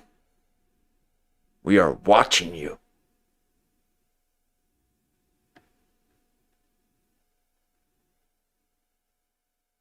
Now, I said that to Tim Heidecker, and he blocked me. So I just like, what? You have a show, and I'm watching your show. What's the... And then they gotta dress with their braids. They block you so they can mock you, and then they mimic you. That's what happens, folks, every single time. Everything is sorcery, and that sorcery. Everything is to appease these gods. This is just real. I know people, I'm going to try to make it so it doesn't sound crazy, that there really is these entities in other realms. And these super, like NASA, that's all true and how that was started. Mm-hmm. And it was partially started, tell me how I'm wrong, with literally sorcery. Mm-hmm. Jack Parsons, yeah. 100% sorcery. Okay. Sorcery. And don't forget the Nazis. Why aren't you mentioning that? Pasadena, dude. Pasadena, okay? And then if you look... What's Pasadena? Started, tell me how I'm wrong, with literally sorcery. Mm-hmm. Jack Parsons, yeah. 100% sorcery. Pasadena, dude. Pasadena, okay? And then if you look at, you get power by doing this. You educated me on the movie with Fritz Lang, which was called Metropolis. Yeah. And it was a child eating robot. And now there's all this stuff since the Oscars of how that robot morphed into Oscar, which became Oscar. Oscar was like another version, or Kozar. There's a connection to another. That's like when someone says it's his story. Everyone's like, And the spelling is casting a spell. So you don't have to learn how to spell unless you want to be a wizard.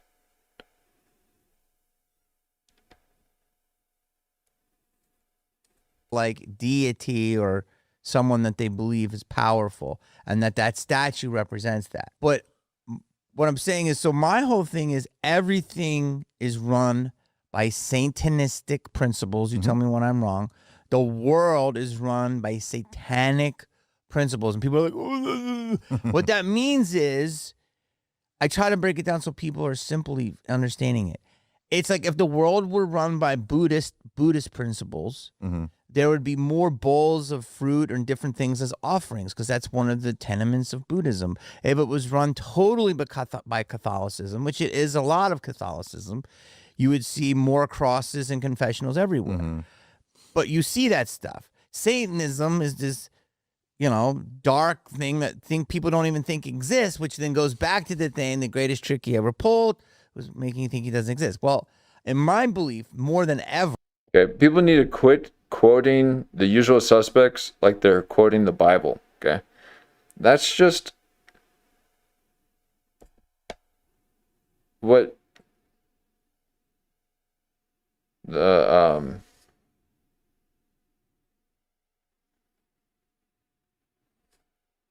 what was he called in the usual suspects? He's Jean Jaloux, or what's his name? The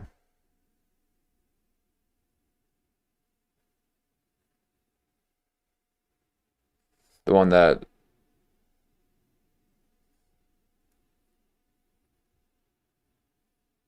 Kevin Spacey played. So he's quoting The Usual Suspects. It's like the greatest trick that the devil ever pulled was convincing people he didn't exist. Okay.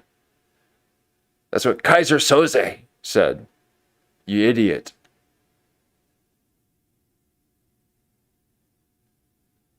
Okay, this is why you can't listen to Sam Tripoli, folks. You start thinking that God said, yeah.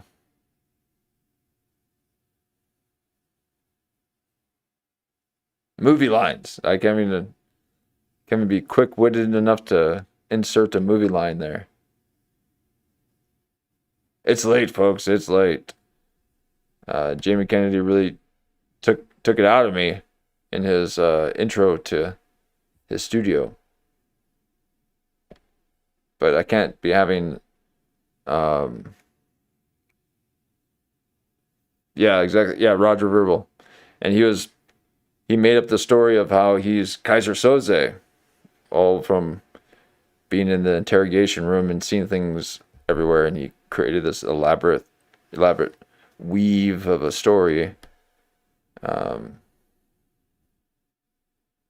at the end, he's like, the biggest trick ever played was the devil convincing that he never existed, or something like that. So you can't be quoting movies thinking that it's from the old biblioteca. Okay.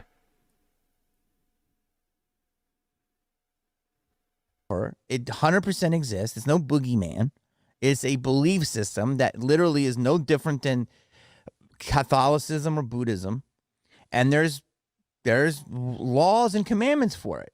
And one of them is you have to show your hand, revelation of the method, and now everything starts there. So the movies, there's just too many movies that are predicting what happened.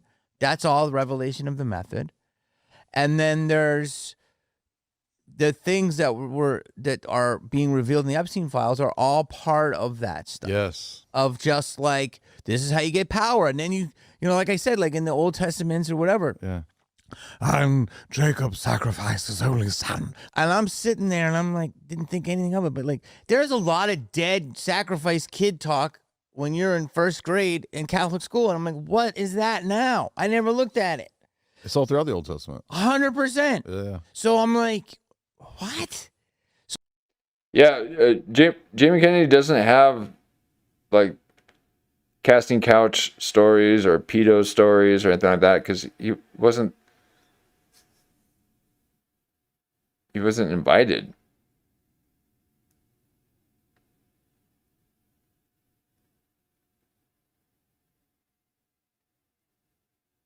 You know, they only try to. It's like Scientology. They only try to recruit people with some influence.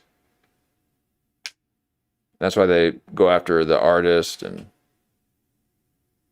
famous people to get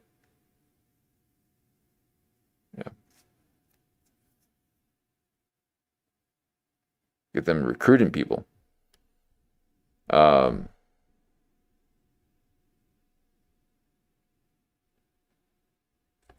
Yeah, and you'd think that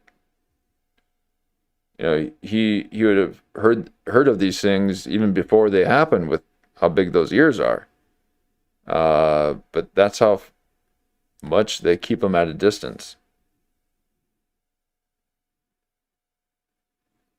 And his way of coping with not being accepted by Hollywood is like, well, I didn't want to be accepted by them anyways.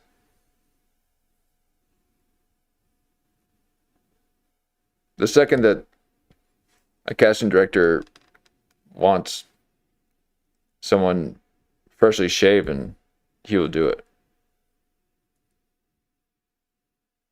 Just for the opportunity to be able to act in front of that casting director. That's his time to work.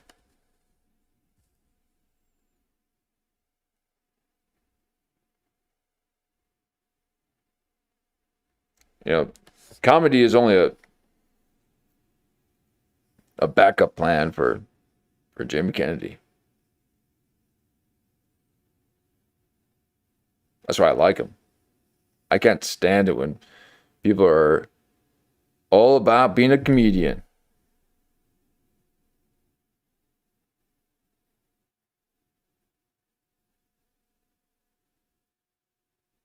Have a life.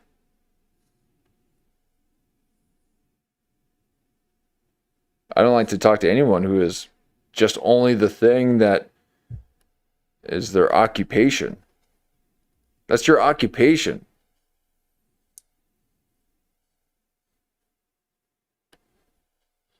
This self-created prison that you have no control over. So, don't be listening to Sam Tripoli. You be getting the Bible verses wrong. So basically, I'm at now. I never looked at it. It's all throughout the Old Testament. 100%. Yeah. So I'm like, what? So basically, you have all this stuff. The world's waking up. I don't know why they made the internet, because now we're all talking, which is maybe, I can't believe they made a mistake. No, it's to control. And so right now, I think there's two types of, there's more than two types, but there's people like you and me, and then there's people, you three and types. me, and then there's people that aren't aware at all, which is crazy. And then there's people that are aware but just choose not to get involved. Yeah. And they're the worst. Did you see? You're terrible. So, you know Roger Avery that wrote Pulp Fiction? Incredible. Did you see him on Joe Roger Rogan? is going off. Did you see him on Joe Rogan the other day? Of course. That was insane. I was saying, no offense, but I was saying stuff that week before on my pod, certain stuff. But hey, just so you know, Jamie Kennedy, he ain't watching your show, okay? Now, I have it on good faith that Metzger does watch our show, so please, again, I can't be having you mention our show to your audience, okay? I can't handle all those bots. He is bot heavy. But Jamie Kennedy. But he said so much of the great. He said all this. I didn't expect him to say all that like on Rogan. That was pretty crazy. But all of what you just said, he's basically was saying that. On Rogan, which is like massive audience. So, yeah, that's what the first book. Unlike that I wrote yours, was Jamie. About that. 2016 was when it came out. I gave it to Allison Weber. She gave that to you back in the day through Tripoli. So, shout out to Sam Tripoli for sure. But yeah, we live in a world where, like you said, there's spiritual realities. People tap into those through various means, and some of those entities are nefarious. And I think that, yeah, you can, in a way, gain certain powers by doing these heinous inverted actions. And I think when you talk to Jamie, the other Jamie, when you get into those dimensions and those realms, like the whole idea there is that you're going to tap into and get this. He just referred to his wife as the other Jamie. Okay, just let that sink in, folks. That's how bad he wants Jamie.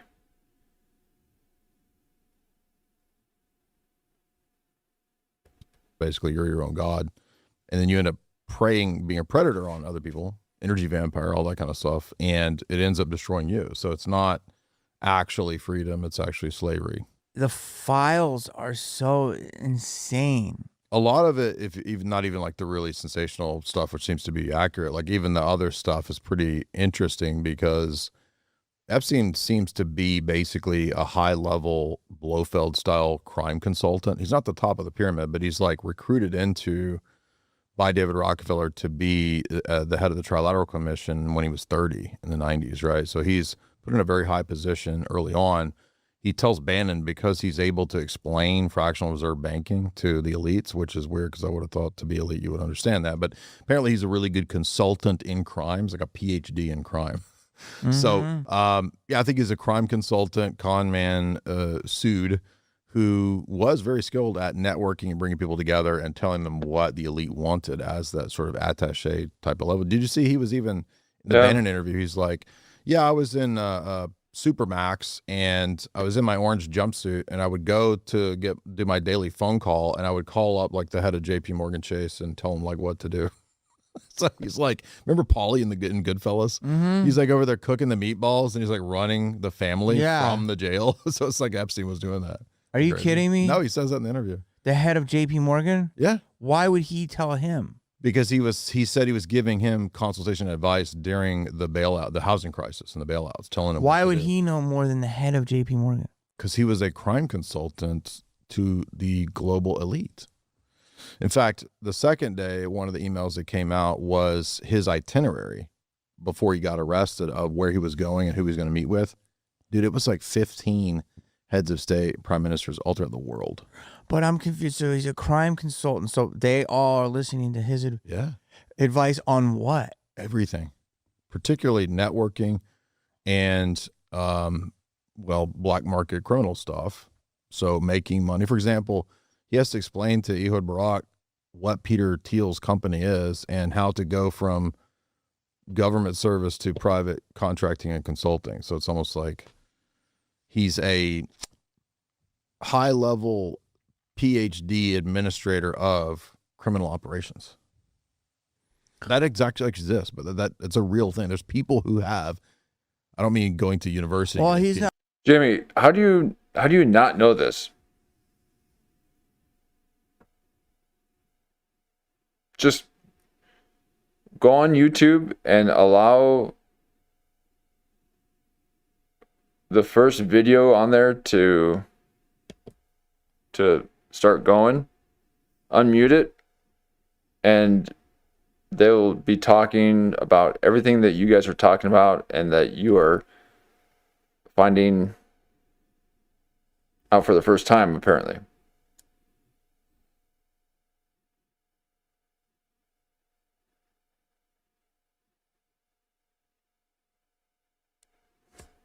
Not a criminal, but Peter Thiel's company is not a criminal. No, enterprise. I'm saying that he was explaining to the president of Israel, Ehud Barak, what Peter Thiel's company does. And then he says, for example, you, as president, when you leave government... He's sweeping for Palantir, folks. Jamie Kennedy is... Of Israel, Ehud Barak. Palantir White Knight. What Peter Thiel's company does. And then he says, for example, you, as president, when you leave government service, you go to be a consultant. Does that make sense? So he's just explaining to him, people. He's like telling people coming up in the ranks and who are heads of state, this is how you go to the next level. Does that make sense? So he's blowfish. And I hate when people say, does it make sense? I hate that. If it doesn't make sense, I'll say something. Okay. You don't need to check in on us every 2 seconds to make sure we're okay with the knowledge that you're dropping on us.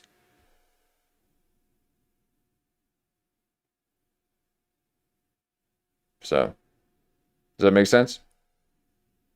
Well, dude, he's a crime consultant. Is he the guy that lives in like the island? Yeah. Okay, I know you're talking with the white cat that he's always busy. And he's like a criminal mastermind, right? Yes. So we went to dinner with this dude who was a government prosecuting attorney in Brazil a long time ago when they had what's called the Brazil car wash scandal, right? This was a huge nationwide corruption scheme that our government was involved in legal stuff there, right? And this guy was tasked with studying how Brazil was co-opted and compromised throughout the entire government structure, right? And we went to eat with this guy. We were talking, and he said, if you've ever read about Operation Gladio, and I'm like, yes. And I told him all about Gladio. He's like, how do you know about Gladio? I was like, well, I read a bunch of books on it. He's like, it's the same structure. And he said they have a dude who's like a PhD in crime not at the university, but like on the street level, Villain University. Villain University. Yes, who organizes these things, and so Epstein was like one of those at a high level. 100%. Is he still alive? They just saw him in Florida. I would not be surprised if they could exfiltrate Maduro. They could exfiltrate him. Yes, so I wouldn't be surprised. We took. Is he saying exfiltrate? Whoa. Do you mean infiltrate? Is exfiltrate a word? I don't believe I've ever heard that before. I could be wrong. There are times where Oak Cliff virgins wrong. That's part of the theme song of our intro. There are times when Cliff Virgin is wrong, but not as much as Demi Kennedy. Still working on it, but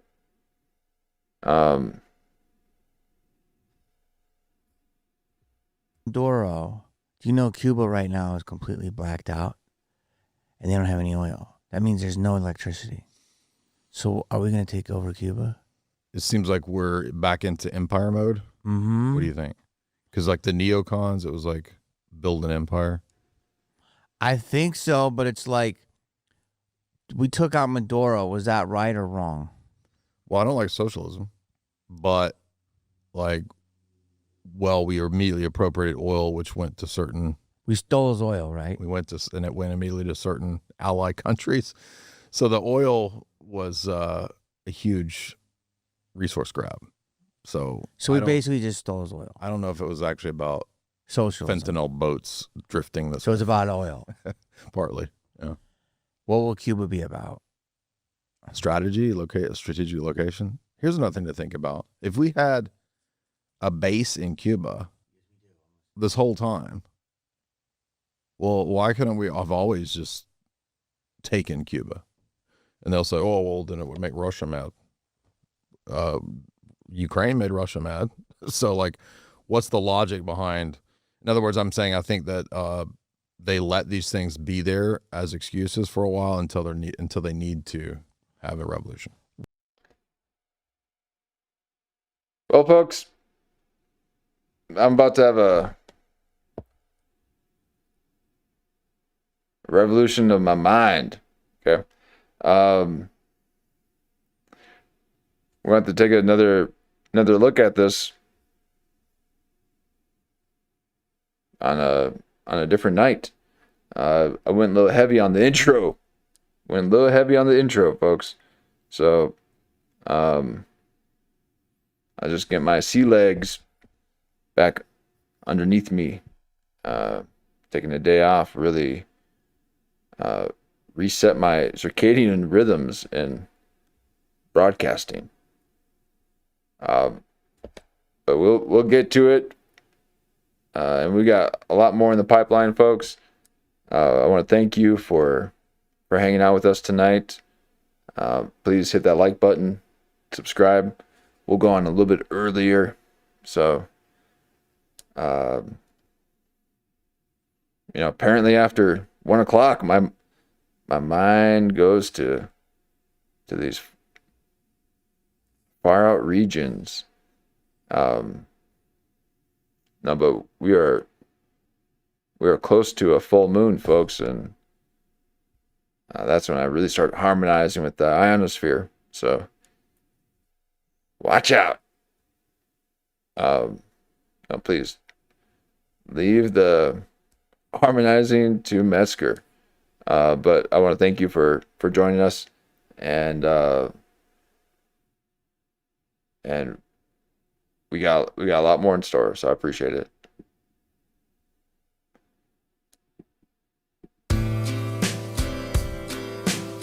And that's old Jamie Kennedy.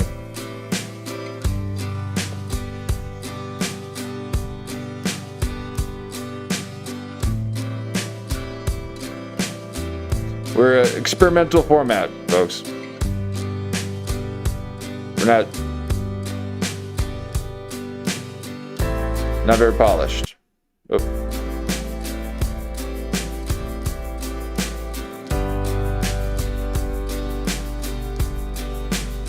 No, I got an agenda, a deep agenda. I'll be implementing my ideas very soon.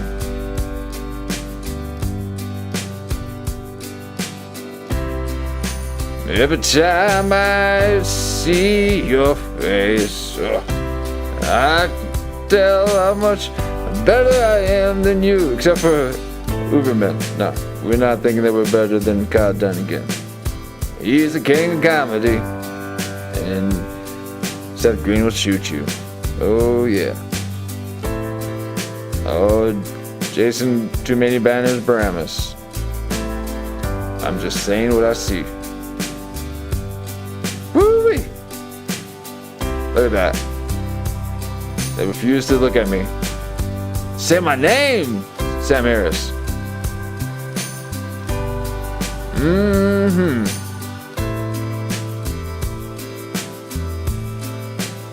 Up and close with Jamie Kennedy. These are just